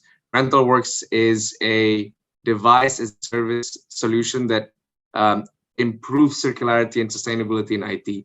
I think we can also hear a lot more from Alan about what he does and how maybe how Alan has had any experience involving investment in Indonesia or plans of doing investment in Indonesia, Jakarta. And last but not least, I'm joined by Ibu Mandy Chong, who's the Regional Legal Compliance Director of DIC Asia Pacific PT Ltd. And Mandy is based out of Singapore, and Mandy is a corporate lawyer with 15 plus years of experience, but very heavy exposure to regions such as Malaysia and also Indonesia. It will be interesting to hear more about Mandy's experience, maybe leading some of the investment initiative into this part of the world, Indonesia, and more specifically, Jakarta. So I'm going to start my, this fireside chat session with a question to Pak Benjamin Tan. Pak Benjamin Tan, maybe first question to you. Does your business have any presence in Indonesia or in Jakarta? And if yes, can you tell us more about your experience, maybe a little bit of a war stories? But if you do not, maybe you can also share with us whether you have any interest in doing so, coming to Jakarta, Indonesia, especially after listening to a very detailed presentation about investing in Jakarta that we've heard earlier. Over to you, Pak Benjamin Tan. Hi, good afternoon, everyone. Thank you, Pak Bintang, for the questions and facilitating this fireside chat. I think for us, perhaps just a quick introduction. We are international cancer specialists. So in Singapore, we are a cancer screening and treatment center, outpatient based. So we currently have a representative office in Jakarta, Indonesia, and we recently signed an MOU with top 5 Indonesia healthcare provider. And this MOU was witnessed by both Minister Gan Kim Yong from Singapore and Minister Airlangga Hartanto from Indonesia during the leaders retreat in March. But arriving here wasn't easy. I think in terms of war stories, I believe it's more of a effort from us to continuously talk to people. So it took us nearly 1.5 years to arrive where we are. Talking to people, meeting many partners before arriving at a decision after meeting what we believe is the right partner in Indonesia.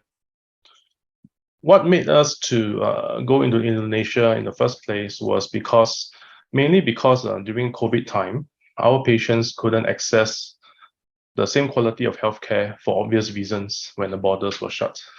And that motivated us, and myself especially, to find a solution to help them access medical care better.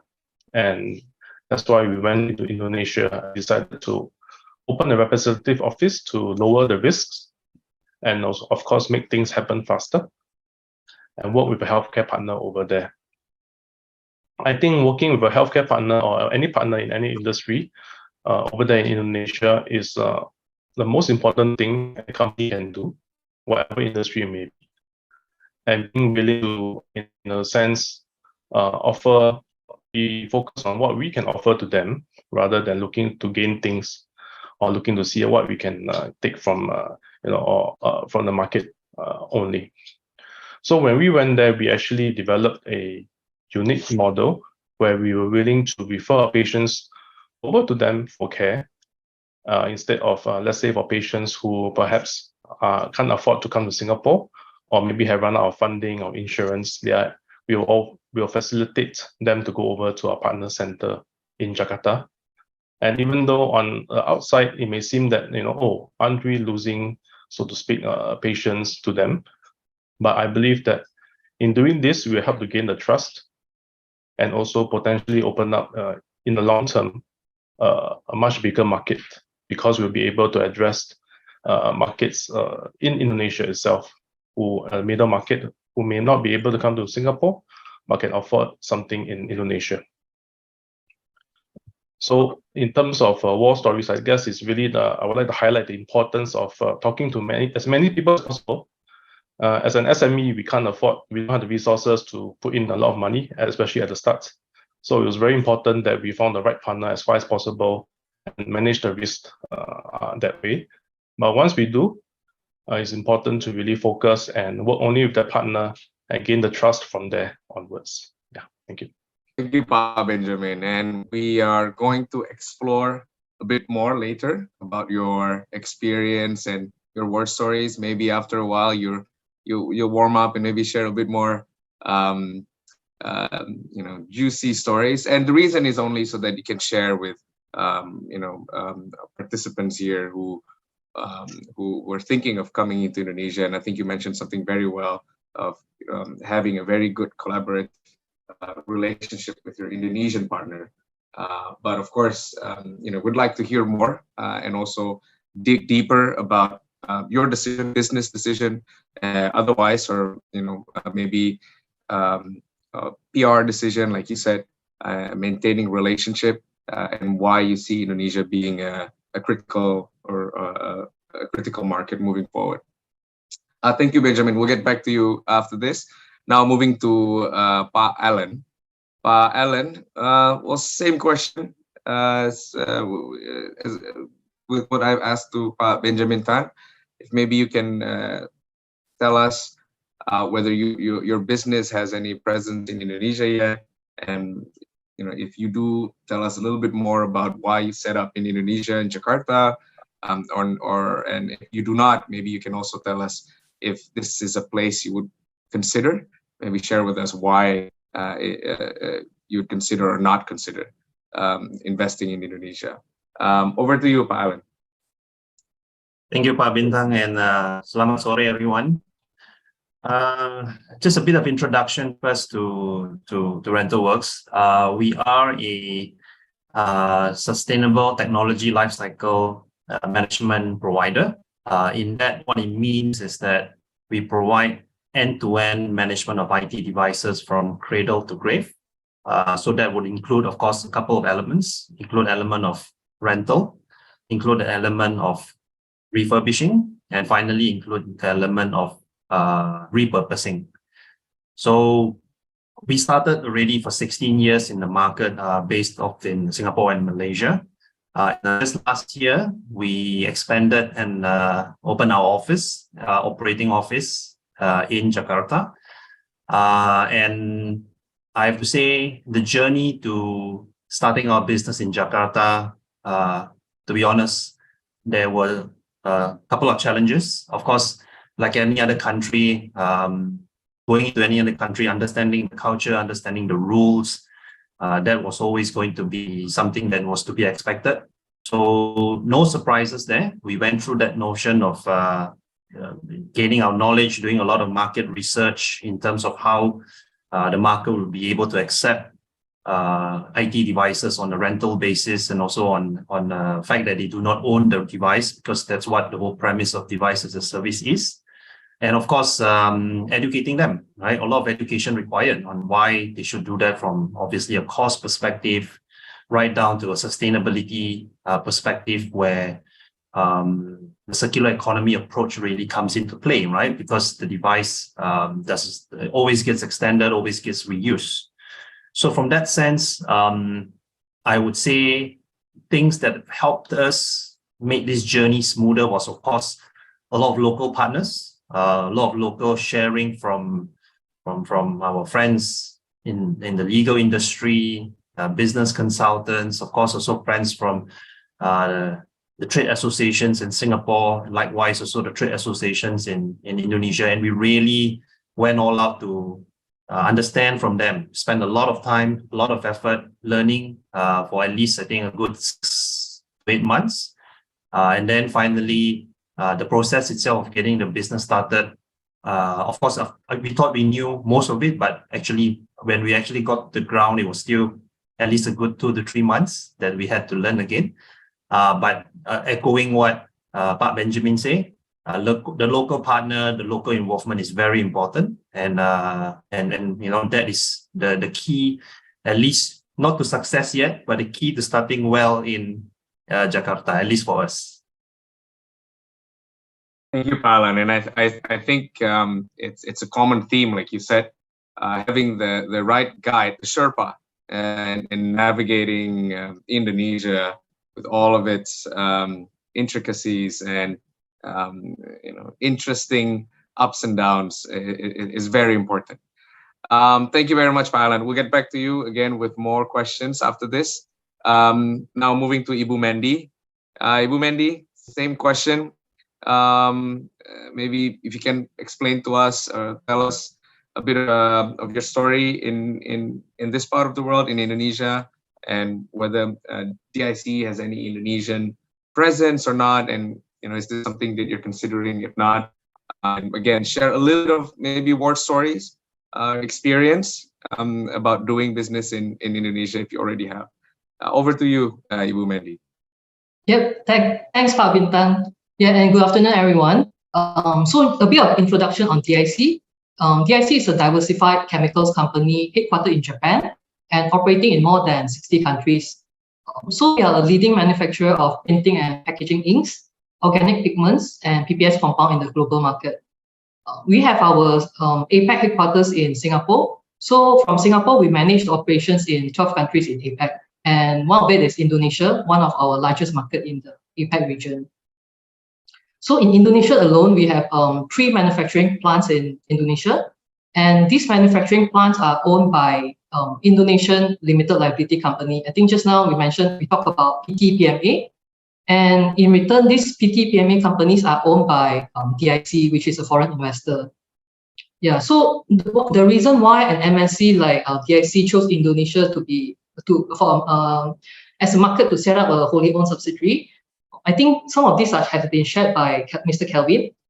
So mainly, from the cost perspective, would be lower manpower costs and also lower land costs to build factories because we are a manufacturing company. And also the business perspective, what I meant is the market for our products. So being the fourth most populous country in the world, the domestic market is huge. So we can easily sell our products to the domestic market. And also it's one of the fastest growing emerging markets in APAC. Yep. And yeah, I would like to share a few points about from an MNC perspective on why we also choose Indonesia. So one of it is repatriation of profits.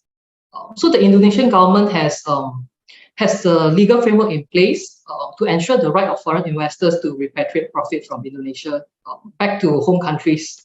Yeah, so in the form of payment of dividends, payment of royalties, technical fees, and also management fees. And another aspect that we look at is whether a country allows foreign ownership. So this has been shared by Park Kelvin as well. So we always refer to the negative investment list, which is a guide on the maximum foreign ownership companies allowed in Indonesia. So from 2016 onwards, a lot of fields can be 100% owned by foreigners. So this allows us to directly own shares in PTPMA itself. Thank yeah. you. So yep. Sorry. Are you finished? Yeah. Oh, not yet. So I would like to share some. Okay, go ahead. Sorry. So I would like to share some of the challenges that we met. So as a legal counsel of DIC, I think one of the biggest challenges I face is the legal framework, because the legal system in Indonesia is based on civil law. So as a civil law jurisdiction and also an emerging market, Indonesia's law and regulations at times do not stipulate in detail what the laws are and also are principle based. Therefore, there are like a lot of unwritten policies and regulations that play a significant part in the interpretation of the laws and regulation and also the decision making by the various ministries. And also law change from time to time without a lot of prior notice. So I think echoing both Mr. Benjamin and Mr. Alan Phua, it's very important to engage experienced lawyers in Indonesia to advise on how to set up companies in Indonesia and also to advise on ongoing compliance with laws. Yeah, that's all. Thank you, Vimendi. I think this is very interesting what you just said about legal compliance and also understanding. And maybe after this, would like to hear more from you. Maybe a little bit of comparison in your experience, how setting up business in Indonesia is different from maybe, let's say, setting up business in Singapore. And maybe you can also share with our participants here what are the things that you think are the most different, so that we can share a little bit of a knowledge and a little bit of, I wouldn't call it warning, but knowledge about things that you had to figure out the hard way, and maybe this is something that you can share with our participants here. But we'll get back to you later, Ibu Mandy. Now, going back to Pak Benjamin, you said something very interesting earlier about COVID and how that became a catalyst, basically, for the decision to venture into Indonesia. And I read also, I forgot where it was written, but during COVID, and this was an anecdote also, by the way, that Singaporean doctors were only able to afford 2 Ferraris instead of 4 Ferraris every year because of lack of Indonesian patients. So there's a very, very good, not very, very, very sticky relationship between Indonesian patients and also Singapore healthcare system. But recently, Indonesian government has been pushing quite aggressively for international healthcare providers to come into Indonesia, and we already have a US-based, one of the largest US hospital chain having some form of cooperation with an Indonesian state-owned enterprise hospital. Now, do you think this push from the Indonesian government to open up this sector and invite healthcare providers, overseas healthcare providers, international chain, to come to Indonesia. What do you think about this? Do you think this is a good move, or would you rather have have it go back to how it was, for example, for Indonesians to travel overseas rather than for the healthcare providers to come into Indonesia and do business? And before you answer, because you also mentioned the relationship you have currently with your business partner in Indonesia, where you refer patients and probably you're not getting the full revenue from that referral, but you maintain the relationship. So what do you think about this dynamics and Indonesian government push to allow international healthcare chain to operate in Indonesia directly?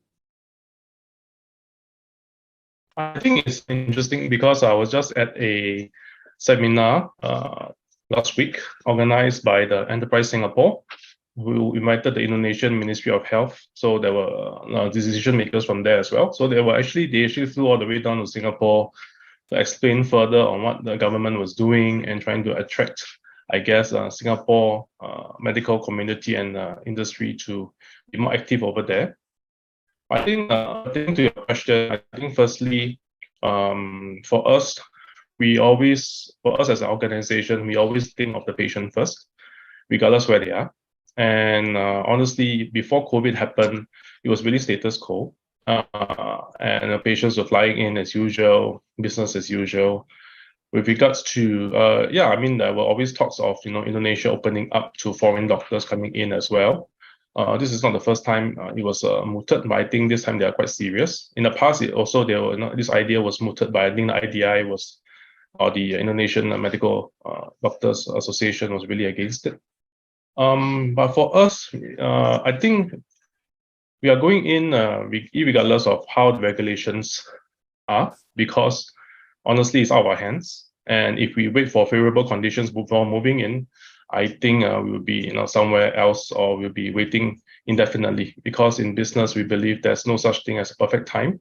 You go in, you look at your risks, look at opportunities, take a deep breath, and go in, right? And so we went in primarily because we are looking to see how can we help our patients access more patients over there, to really work with partners. And instead of the traditional model of how healthcare companies from Singapore operated in Indonesia, where yes, they may have spending a lot of capex over there, building medical centers and hospitals, but at the end of the day, they were just looking to bring patients over to Singapore because of the higher revenue count.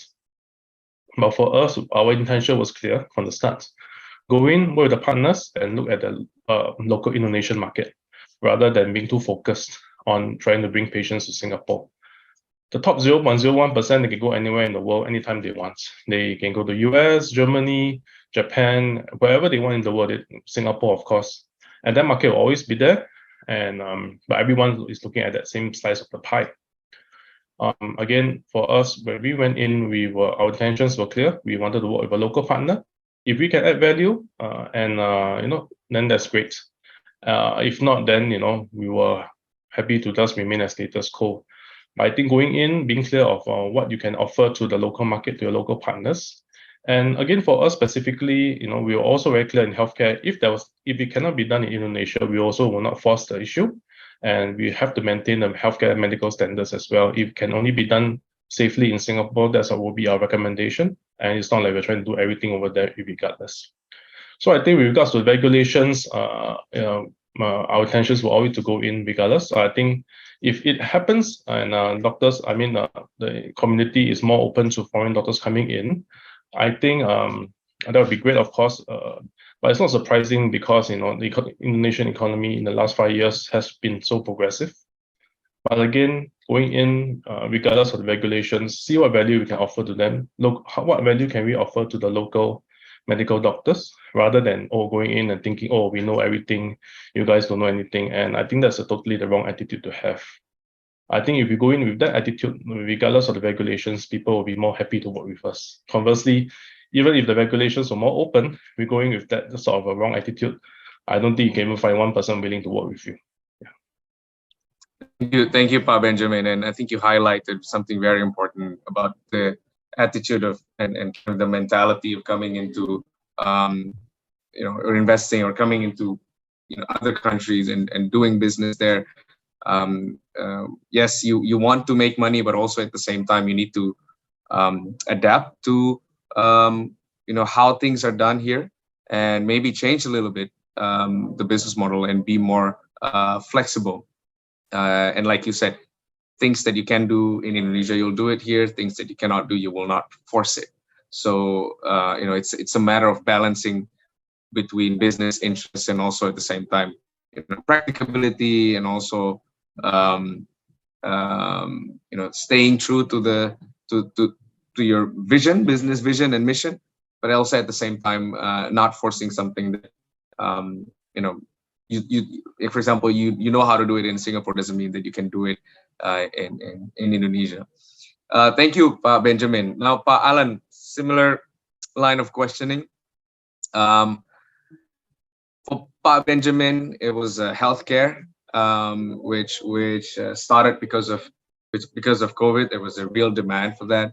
What about you, Pak Alan? And I understand maybe you can also share with us when your Indonesian outfit or corporation was set up, and what was the reasoning behind it? Was it mostly expansion ideas? Was it mostly that, or were there any other plans that you were trying to, or opportunities that you identified? And what do you think so far after having done business in Indonesia? What do you think, whether now that you're here, whether you think that you've accomplished or you're heading towards accomplishing what you intended to do at the beginning? So over to you, Pak. Okay, that's Pak Bintang, thank you. There's a couple of points that you mentioned. I'll start with the last one first about how have I felt about the experience. I would say adaptability has been very, very important. I think the flexibility and adaptability, you must take that as a very important 2 points when you do business in Indonesia. And also the fact that, yes, like what Pak Benjamin say, we cannot assume whatever is done in Singapore and whatever is done elsewhere can be done exactly the same here. It's absolutely incorrect way of coming, with that kind of thinking. But to go back to your first earlier part of the question to why we selected Indonesia, for me, Rentalworks has always been a business that I'm looking to grow in the region, to be a regional player. And the reason why we looked at Indonesia after being in Singapore and being in Malaysia is because there is after COVID, this is also after COVID, the demand for digitalization in businesses obviously has grown exponentially. Everybody knew that you have to digitalize or be swept away. And with that, we offer a very key component, a very basic component of digitalization, which is the IT device. Right? So that became a very compelling value proposition we could offer. And we also see this not only just in Indonesia, but of course in every part of Southeast Asia, and perhaps even it's a global thing. But Indonesia became much more of an attractive proposition for us because obviously the economy has been very vibrant. IT spending and digitalization has taken 2-3 steps forward, very similar in pattern, I would say, like China. So we found that to be very interesting. And personally, I've been doing business in Indonesia now for a couple of years. I know the culture, at least I'm comfortable with the culture, and I knew what to expect in certain way. And I thought the timing was just perfect because there were a lot of regional expansion from our customers from Singapore, from Malaysia as well. So it just made a lot of sense to build from that. So that was how I started doing a lot of market research, in and out of Indonesia, and spent quite a lot of time in Jakarta specifically to understand how things would work. And yeah, that was the reason. And Pak Alan, maybe if you can share with us, in your experience, what do you think maybe the 2 or 3 most striking difference between, because you mentioned culture, and the culture of doing business in Singapore and in Indonesia, based on your experience so far? I would put it down to 2 keywords, relationship and simplicity. So these 2 things go hand in hand Indonesia. And if any solutions being offered revolves around these two facts, I think the chances of success is better. But when I say simplicity, let me just further elaborate. That doesn't mean that we offer simple solutions, but more of how do you put a process together which is simple? Because I think that is one key thing that a lot of Indonesians expect. And I think that's something that we learned very quickly when we started doing business in Indonesia from when the office started somewhere around September last year. Okay, and I want to drill a bit more on the simplicity part. So you say Indonesian consumers demand simplicity, but in terms of doing business in Indonesia, is it simpler than in Singapore, or is it the other way around? On the contrary, actually, it's a bit different. I would not say it's complex in doing business. I would say because we come with a different mindset, right? We originally, of course, we come from Singapore. We have done business this way. We would think that that's the only way we knew how to do business. But then I can appreciate that when you go to a different country, and we have done that already in 2 countries, you begin to understand that that is not the only way to do business, and you got to come with an open mind. And when I say that, it really means you got to do a lot of research, a lot of understanding, and I think we knew from the start. I knew from the start that if I were to come with a mindset that how I do business in Malaysia and Singapore would apply in Indonesia, it would have been a very, very, very difficult time. So to answer your question directly in simplicity wise, no. Doing business is not simple. In every country, it is the same. But the demands of the Indonesian market is they want something simple in the sense where the process is simple and it's straightforward. So that's something we have implemented in all our offerings in Indonesia. Thank you, Pak Alan. And what you said echoed what Pak Benjamin said earlier, that you need to adapt your business in Indonesia. And I think this applies to anywhere else in the world. You cannot just copy paste what works in one place and then expect that to exactly work the same way in another place. But interesting, you mentioned about simplicity and the contrast between what the consumer expects but at the same time what the country, well, not the country, but the system, how the system behaves. And maybe on the complexity, now I move to Ibu Mandy, and I'm sure Ibu Mandy has had a few her share of dealing with complexity. You mentioned earlier about regulatory hurdles, say, between how regulations are written and then how maybe those same regulations are implemented, and then how then interpretation of authorities have a significant effect on regulations. I mean, from this, I would say, and this is again echoing to what Pa Alan said, wouldn't you think that this makes doing business or coming into Indonesia complicated, because you cannot know for sure 100% what is it that you need to do from the get-go before you start doing anything? You really have to, jump and then figure out along the way. Would you share that sentiment, Ibu Mandy? Okay, I think I can only share my sentiment from the perspective of from legal perspective, because that's the department I'm in. Okay, so for example, for setting up companies in Indonesia, this was before the introduction of online single submission system in 2018. Yeah, I find that we have to interact with many different organizations and ministries to set up the business. So I do find that a bit complicated, because I think in Singapore, you can just log into this website and fill in the information, and the company can be set up probably the next day or maybe 2 hours later. Yeah, so I think it's a bit complicated in that sense, because I'm not familiar with the system. But all this can be resolved, like just now I said, it's important to engage an experienced Indonesian lawyers to help us with setting up the companies, and also to advise on any legal requirements.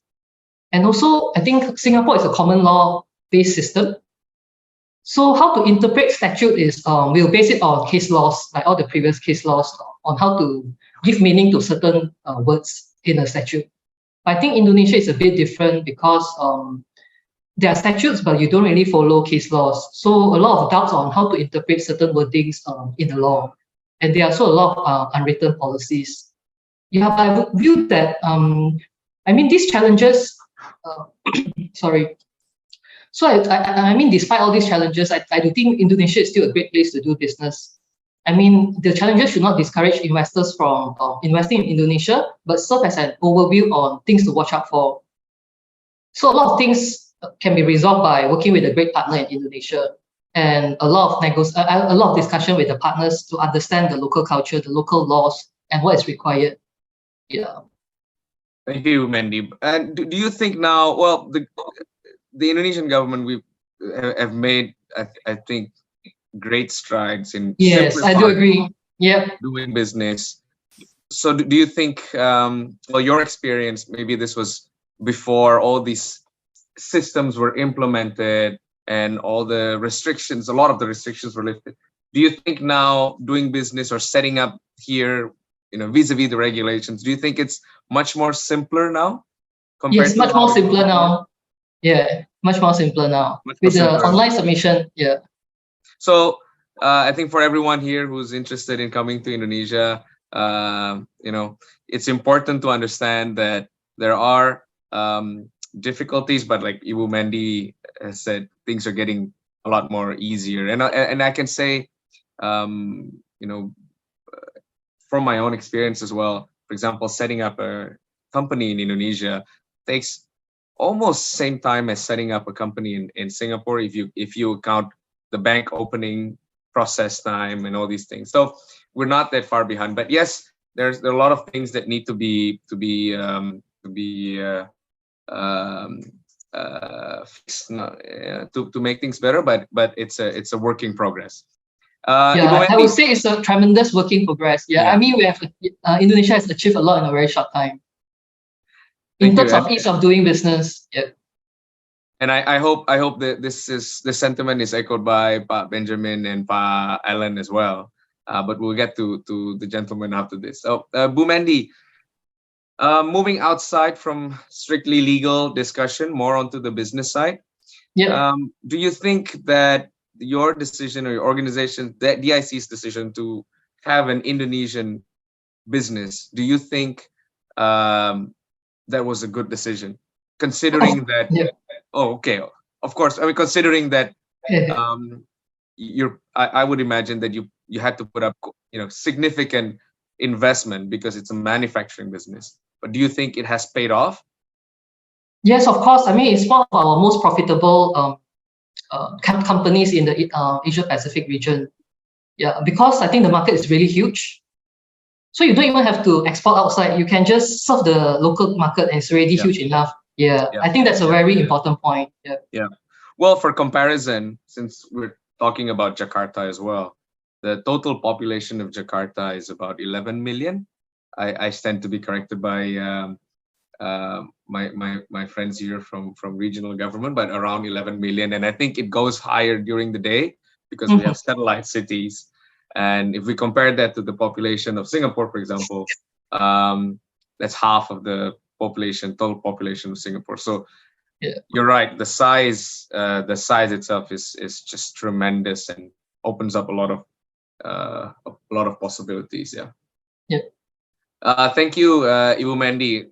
Going back to Pa Benjamin, and this will be my last question to Pa Benjamin. Not really a question, but if someone were to come to you seeking advice about coming and setting up a business in Indonesia, what kind of advice would you give? What would you say? And maybe if you can give do's and don'ts also about setting up in Indonesia based on your experience. I guess the single most important thing is to really spend time on the ground there and talking with people, and not just potential partners, but everyone else. Like perhaps people who can work with and work for you, your own local team there. Do think of investing in the people over there as well, in continuous training and education. find a good lawyer, find a good accountant, so at least legally and financially, or people who can handle the tax matters with you. As I'm sure all of us know, these are all very complex issues. So you can really focus on growing the business. Make sure that you take care of things from day one and don't leave it hanging. I think that could come back to haunt you, hearing from other people as well. And above all, really focus on what you can offer to others. Because again, as Ms. Penty has shared, even for MNC of their size like DIC, they have found Indonesia to be such a lucrative market. But the end of the day is really, but it's only because they have invested there, took the risk, undergone the risk, and invested in the people, invested in the country, then they're able to reap the rewards now. And it's really about end of the day, we are the ones going into Indonesia. We are going to other people's homes. So it's up to us to really prove our worth, prove our value, respect the local customs and laws, just as you wouldn't go into someone else's house and ask, the sofa should be changed, complain that the kitchen is too ugly or dirty, or or complain about people's bedroom being untidy. You don't do these sorts of things. So and then I think by doing that and spending the time there, you'll be able to naturally find good partners over there who will be your key to succeeding in Indonesia. Yeah. Thank you. Thank you, Pak Benjamin. And you can always come to PTSP Jakarta, and maybe they can help you with identifying partners. So I see Ibu Tona here. Identifying partners and looking for opportunities, because you're stressing the importance of having the right partners, and that's absolutely I think that's absolutely true, especially for this part of the world where relationship trumps almost everything. So thank you very much, Pak Benjamin. Now, Pak Alan, what about yourself? If someone were to come to you and ask the same thing, what do you think your advice would be? Well, I would say, firstly, definitely explore and go for it. I think Indonesia is a great place to do business. The people are absolutely welcoming, very friendly, very skilled as well, especially in the sense of for IT. I feel that they are very skilled, and that's good for me. But I would say 3 points that I would say, of course, they need to put a bit more emphasis on is, yes, invest in the people. Make sure you invest in your own people. You give them the right tools, and they will create great things for you. Yes, get a good lawyer. That's very important to understand the intricacies of the legal system there. And our business as well is no different. It's a very important part of our business. When we go on a rental arrangement with any customers, we need all strong agreements. So no doubt that's very important as well. And finally, of course, is get a good accountant as well, accountant that has experience at least in the space that you are handling, because the taxation rules can be differing for certain industries. So that's very important for anyone that is considering going to know as well from the get-go. So I think these 3 things would be my key advice, but I'd say still go for it. Indonesia is a great market. I've had the opportunity to go in and do business for a number of years now, even before Rentalworks was set up. And I have to say that, it's the amount of growth that Indonesia is showing is just tremendous, and it's a great place to be. Thank you very much, Alan. Attitude of just going for it. I think that's very important, especially for places, jurisdictions like Indonesia, where maybe things are not as clear cut as you'd want from day 0 or day 1. But I'm sure, with the help of Ibu Tona, she and her team would be able to guide you as much as possible, and also guide anyone who want to come to Indonesia and especially through Jakarta about what not to do and how to do it as properly as possible. Because I think it was Pak Benjamin, or was it Pak Alan? Sorry, who said don't leave stuff hanging because it will haunt you later. So the best way is to actually hear that from the horse's mouth, from the authorities themselves. What is it that I have to do, and what are the things that I'm not supposed to do? Thank you, Pak Alan. Ibu Mandy, what about you, Ibu Mandy? What would be your advice to would-be investors into Indonesia, and specifically maybe Jakarta? Yeah, I think adopt a flexible mind. I think yes, echoing what Benjamin and Ellen have said, adopt a flexible mind, an open mind. Yeah, and hire good lawyers and also good accountant, because I think even for my company, we have been subject to a few tax audits. So I think having good tax advisors are very important to set up the framework. Yeah. Again, the importance of doing things by the book, Yes. so that you can sleep well at night. Yes. While also making money. Yes. So that's the dream. So before I end this, one question for all of you, Pak Benjamin, Ibu Mandy, Pak Alan. I would imagine that you set up in Jakarta, right? Yes. Yes. Yeah. So maybe next time you're back in Jakarta, you should maybe have a coffee with Ibu Tona and discuss about setting up or expanding your office in the areas that For sure. Ibu Tona has shown, all these nice places where you can maybe set up your 1,000 square foot office or maybe more for your expansion. Thank you very much. Thank you very much, Pak Benjamin, Pak Alan, Ibu Mandy, and of course Ibu Tona for jumping in our discussion. I'm just going to summarize very quickly our discussion. 3 points. One, Indonesia is a very big market and potentially lucrative, given the size and given the economic growth. However, it comes with its own sets of, I wouldn't say hazards, but things to consider, things to be prepared. And lastly, in order to deal with those things, you need to have an open mind, but also at the same time, open and ready mind to deal with the challenges. And Ibu Mandy, Pak Benjamin, Pak Alan have all shared what are the things that you need to be aware of. And those aren't that many. So the legal requirements, tax, and relationship with your local partners, I think would be the key 3 main ingredients in having a successful and long-lasting business in Indonesia.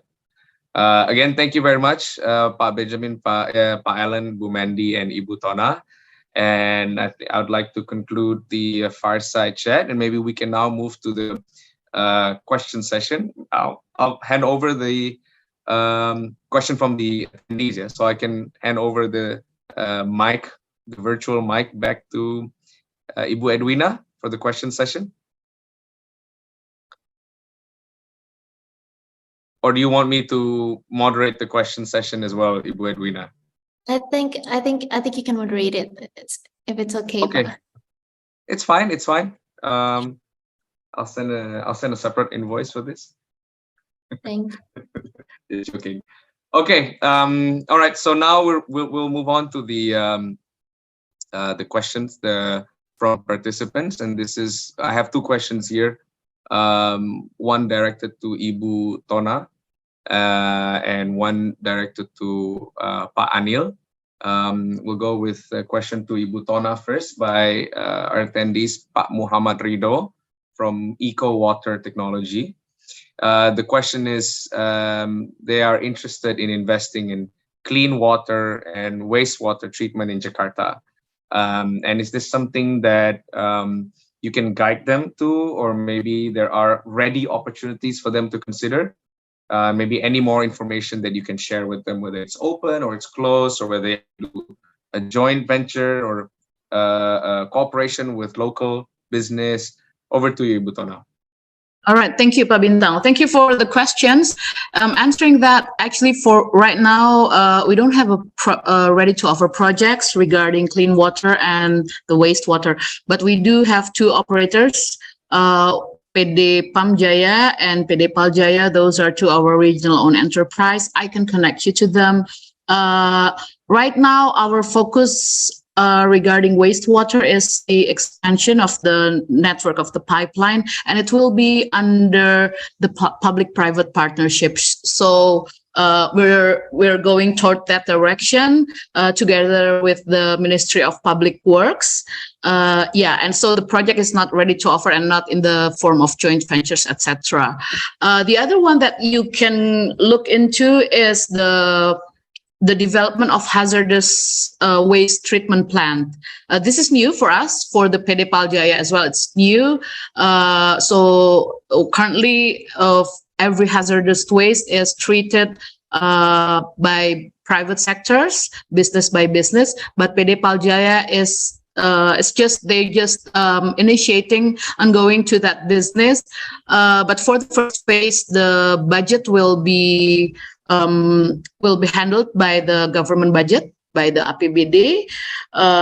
But I can connect you to them for Mr. from EcoWater, and then let's see what kind of cooperation that can be built between you and then the Pamjaya and also the PD Paljaya. I think that's all I can say about wastewater and clean water, Pak Bintang.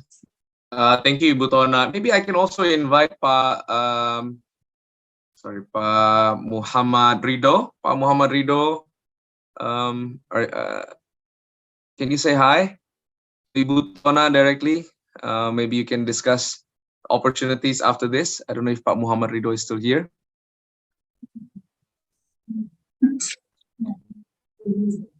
All right, just to add a bit, actually what you can do to connect to us in Jakarta Investment Centre is only a piece of paper, sending me a letter, ask for a facilitation, who do you want to connect to, and that is enough for me to, to move on, to continue all the process. So, well, I'm very ready in Jakarta Investment Centre with my team. Thank you very much, Ibu Tona. And Ibu Mandy, maybe this is something that if you had met Ibu Tona earlier, maybe things would have been a lot easier back then. Yeah, but this was quite a few years back. Yeah. So, Ibu Tona, would you mind maybe sharing your detailed contact number or email where you can be reached? All right. After this, I will come with Ibu Mendia and the gentlemen over here for sure. Thank you very much, Ibu Tona. Thank you very much, and also thank you very much, Pak Muhammad Ridho, for the question from EcoWater Technology. Now I'm going to move to the second question from Pak Budia from Jakarta Capital City Government, and this is for Pak Anil. This relates to implementation of ESG. So Pak Budia is saying that the regional government has started implementing or educating the importance of ESG practices among business sectors, but of course that comes with cost, and a lot of business actors, according to are quite hesitant because of the additional cost. And there have been discussions within the central government about possibilities of maybe giving some kind of incentives, but it's still work in progress. Now, what do you think, other than incentives? What do you think the government should do in kind of furthering or creating the awareness, and also not pressuring, but incentivizing businesses in operating in a more ESG compliant manner, especially for markets like Indonesia? Okay. Over to you, Pak Anil. Yeah, so thank you so much for that. I think the starting point is very simple, is the education point. So the question was asked by Pak, or who was that who asked the question? Budia. Maybe I can invite also Pak Budia or Ibu Budia. I apologize. So the question raised and the point highlighted is absolutely correct. It's education. All right. And that education doesn't have to be at a price. It can be for free. Right? If we have programs like this today, and I've got lined up in the next 2 months repeated events discussing ESG. So when people attend these ESG talks and they learn about it, they're going to realize that if they want to be on the international platform, they're going to have to come up to speed with ESG. So just a quick point, I was just recently appointed as a Law Society chair of the first working group on ESG. And my idea is that we want to empower everybody, all the lawyers on ESG, and that must be for free. And the minute you educate them, they will then realize, hang on a minute, we need to get the proper framework and everything else in place. So that will automatically lead to everybody wanting to be ESG qualified. And they will realize that to be that ESG qualified, they need to pay and get that done. Okay, so that's the second part. So educate first, and then they'll realize that they need to be on board with ESG. Now, then the third point is about certifying and getting requirements for ESG. They have to pay money for it. Now, whether the government wants to incentivize them, that's a point that I'll come to. But first of all, you must appreciate. So, like for example, you want to be an arbitrator, you want to be a mediator, you want to be a practicing lawyer. You know you have to get qualified. You cannot expect to be done for free and be spoon-fed to get you to that qualification. So it's like even a driver's license, for example. If you need a driver's license, you know you need to pay for it. You can't say, oh no, government must incentivize me and give me something to go and do that, right? So likewise, if you educate them about ESG and you understand that the world is looking at it, you know that people will want to get on board.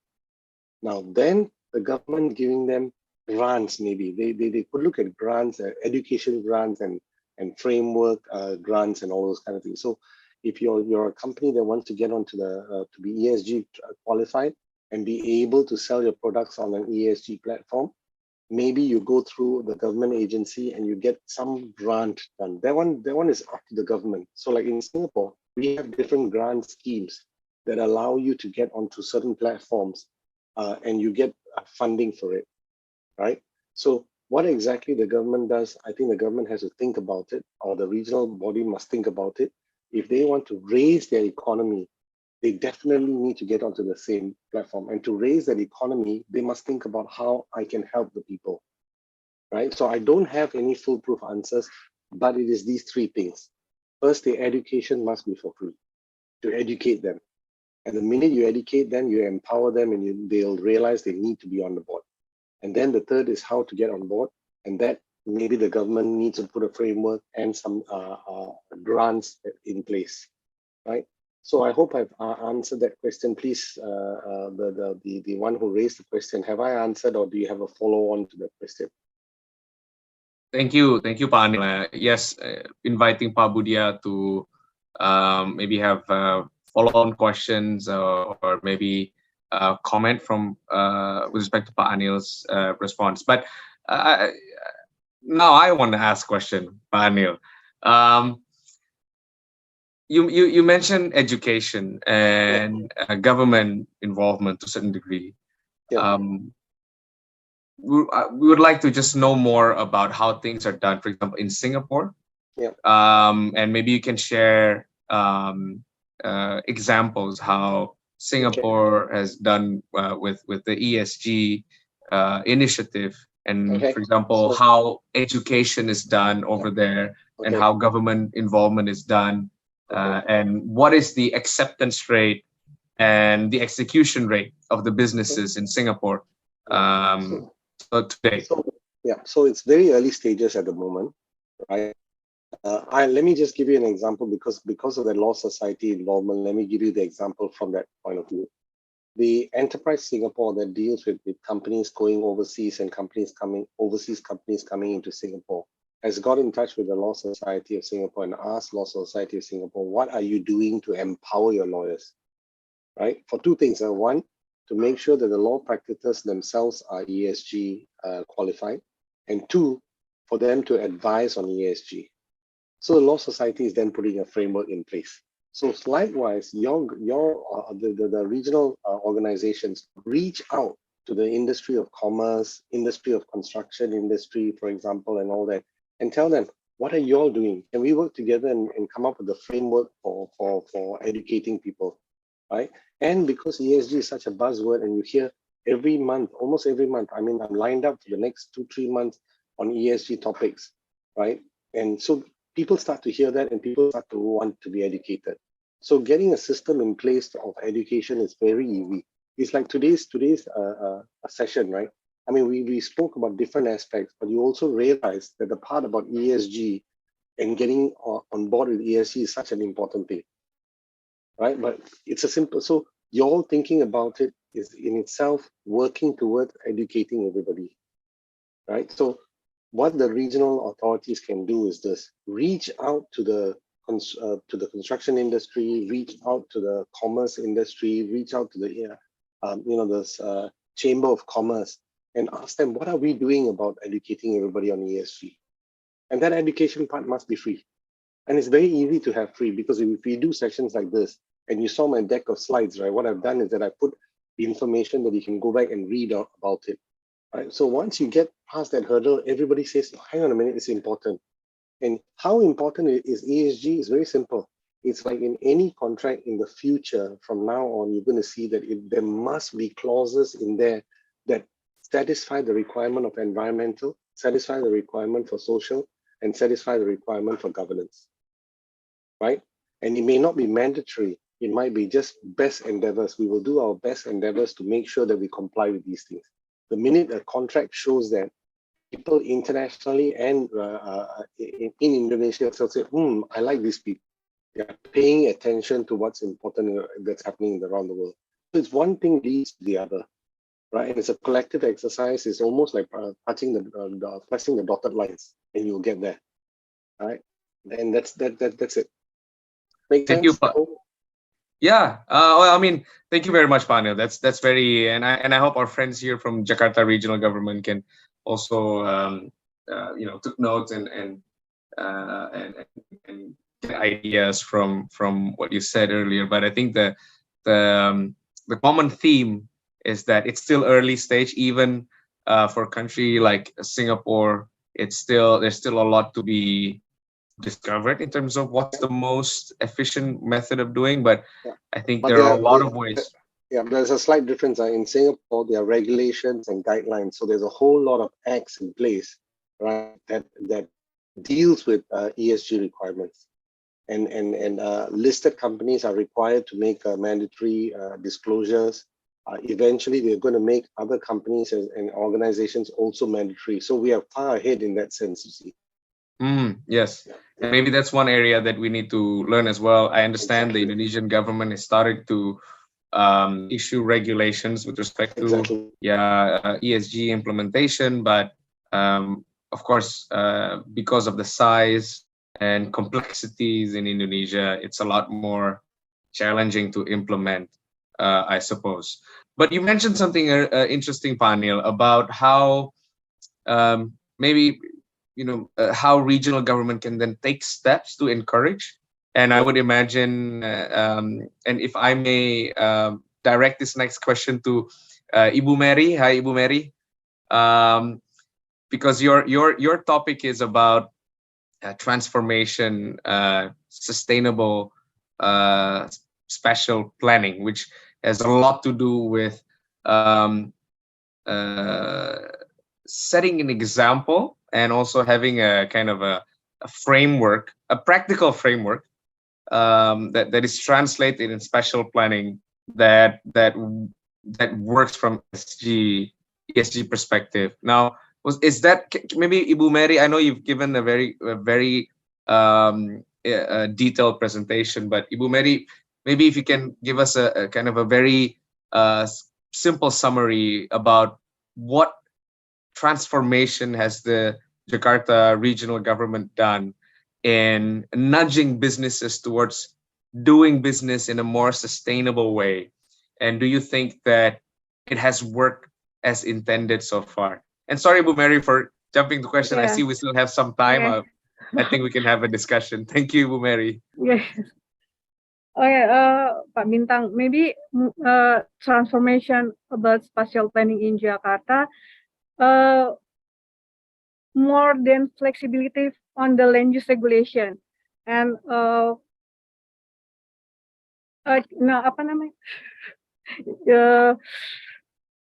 Or Ibu Mei, if it's easier for you, you can reply in Bahasa and then I can then translate. Yes. Ya, oke. Thank you. Jadi mungkin lebih fleksibel untuk spatial planning sekarang di Jakarta.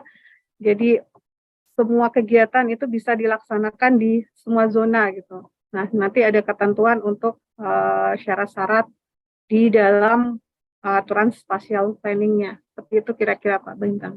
Baik, Bu Mary. Dan kira-kira kenapa itu lebih sustainable, Bu, dengan spatial planning yang lebih fleksibel? Iya, karena kan kita di Undang-Undang Cipta Kerja itu memberikan kemudahan investasi dan kemudahan perizinan berusaha kepada masyarakat.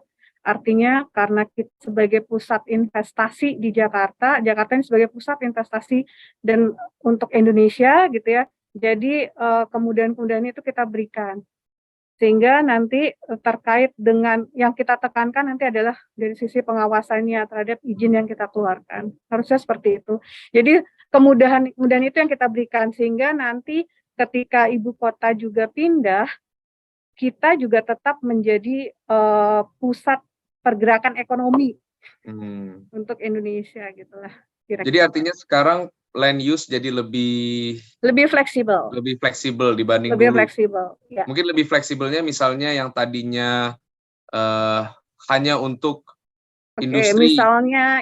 Misalnya hunian residential zone itu dulu hanya untuk rumah tinggal. Tapi saat ini sudah bisa untuk komersial area, tapi dengan syarat-syarat tertentu. Dengan syarat tertentu. Ya, kemudian untuk pemanfaatan karena dampak dari COVID gitu, banyak office kantor sewa yang akupansinya rendah gitu ya, itu bisa dirubah fungsinya. Jadi perubahan fungsi bangunan itu dimungkinkan. Jadi yang tadinya dari untuk kantor menjadi sesuatu yang lain gitu. Bisa. Oke, dan ini dengan tetap pengawasan terkait dengan lingkungan juga ya Bu ya, dan sustainability ya. Pasti. Baik. Dan artinya sanksi juga lebih berat Bu ya, karena lebih fleksibel. Kalau sudah dikasih fleksibilitas tetapi memanfaatkan fleksibilitas, mungkin sanksinya lebih berat gitu Bu ya. Ditelepon Ibu Mary ya. Iya harus. Baik. Thank you. Terima kasih Bu Mary. So you're welcome. Going to translate, not word by word, but summarizing. So Bu Mary explained that the approach that the Jakarta government has taken is to actually make use of land sectors or land zoning more flexible. However, with the sustainability in mind and effectiveness of use of space in mind, at the same time, even though it's more flexible, but it comes with reporting requirements, and also it comes with kind of more stringent supervision from the regional government, especially to ESG elements. So Ibu Mary gave an example. For example, if there's an office space that is not fully occupied or has very low occupancy rate, that office space can be changed for other use that can maximize the use of the land. And I suppose this is also considering that Jakarta is, we have finite land use. So maximizing land use for the most efficient use possible, paired with an ESG guideline and supervision, hopefully that will then force, in a way, like Pa Anil said, force the businesses to then adapt to the way they do business towards a more sustainable and ESG compliant way, without them realizing that it's kind of forced on them. I hope I was making sense. But thank you very much, Ibu Mary, and anyone here. Please correct me if I'm wrong. And also Ibu Mary, if I've somehow summarized Ibu Mary's response inaccurately. Okay, I think I don't have any more questions. Maybe I can hand over the mic to Ibu Edwina, unless we have any more questions from the participants. Pak But Bintang, I'm like, yes, Ibu Tona. Pak Bintang, can I add something about what Bu Mary just explained?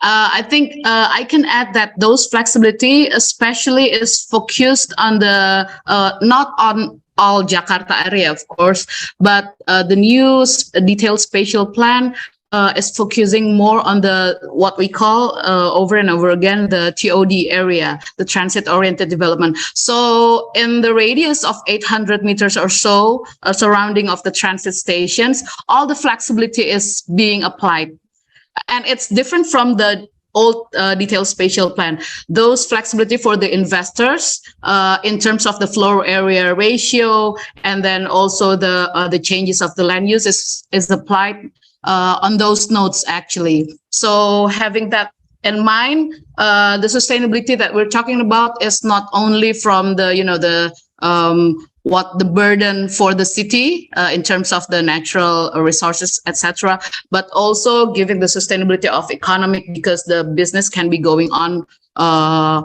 more, even better in terms of the economic and also the environment.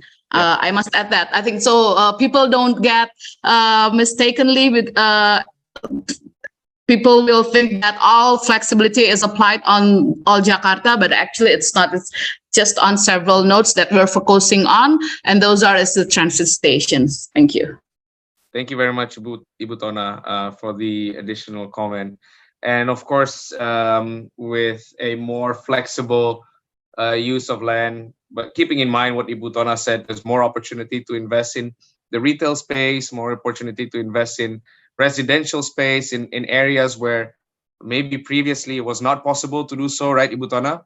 And of course, that's when maybe you can contact Pak Kelvin for funding and line of credit to open up a new shopping mall plus residential area, right, Pak Kelvin? Thanks about it. We can discuss further if there's any request on that. Thank you very much. Okay, I think I will conclude my moderatorship in this Q&A session. Thank you very much, speakers, for the participation, and sorry for bringing the fireside approach to the Q&A. I'm going to hand over the mic back to Ibu Edwina. Thank you. Thank you so much, Mr. Bintang. And also, thank you for moderating the Q&A session, Pak. We send our deepest appreciation once again to all distinguished guests, panelists, and speakers for the insightful presentation and discussion. And of course, thank you to all participants for taking your time to be with us in the Unlocking Jakarta's Potential, Opportunities, and Challenges. Hopefully, today's discussion inspires us all to seize and optimize collaboration in Jakarta's investment opportunities ahead. All right, before we call it a day, ladies and gentlemen, please kindly have your cameras opened for a group photo.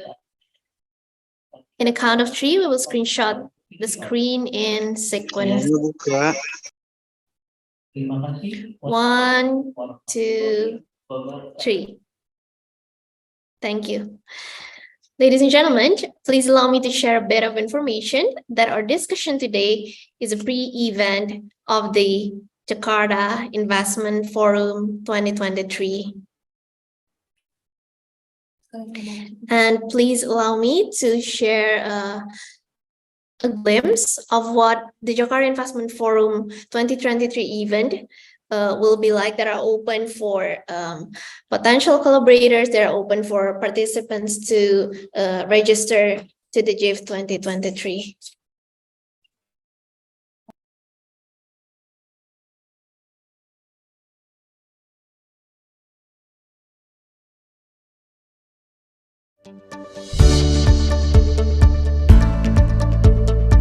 Then we'll have a forum initiated by JIC in collaboration with Bank Indonesia to show investment opportunities for collaboration.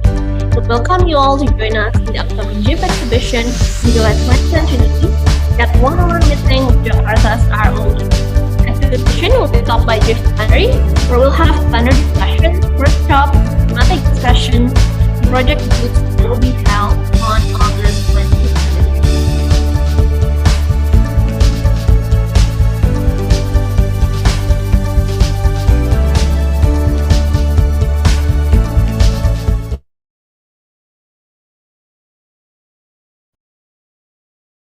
Yes, thank you. For more information, please go to our Instagram at Jakarta Investment Forum or website at invest.jakarta.go.id, as well as contact our team member after this event.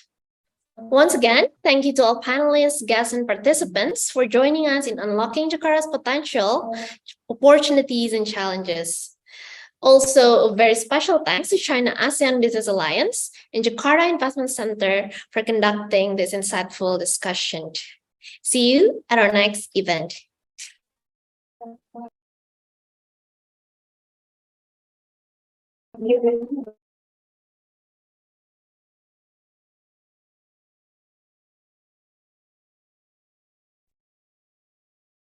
Thank you very much, Bu Tona.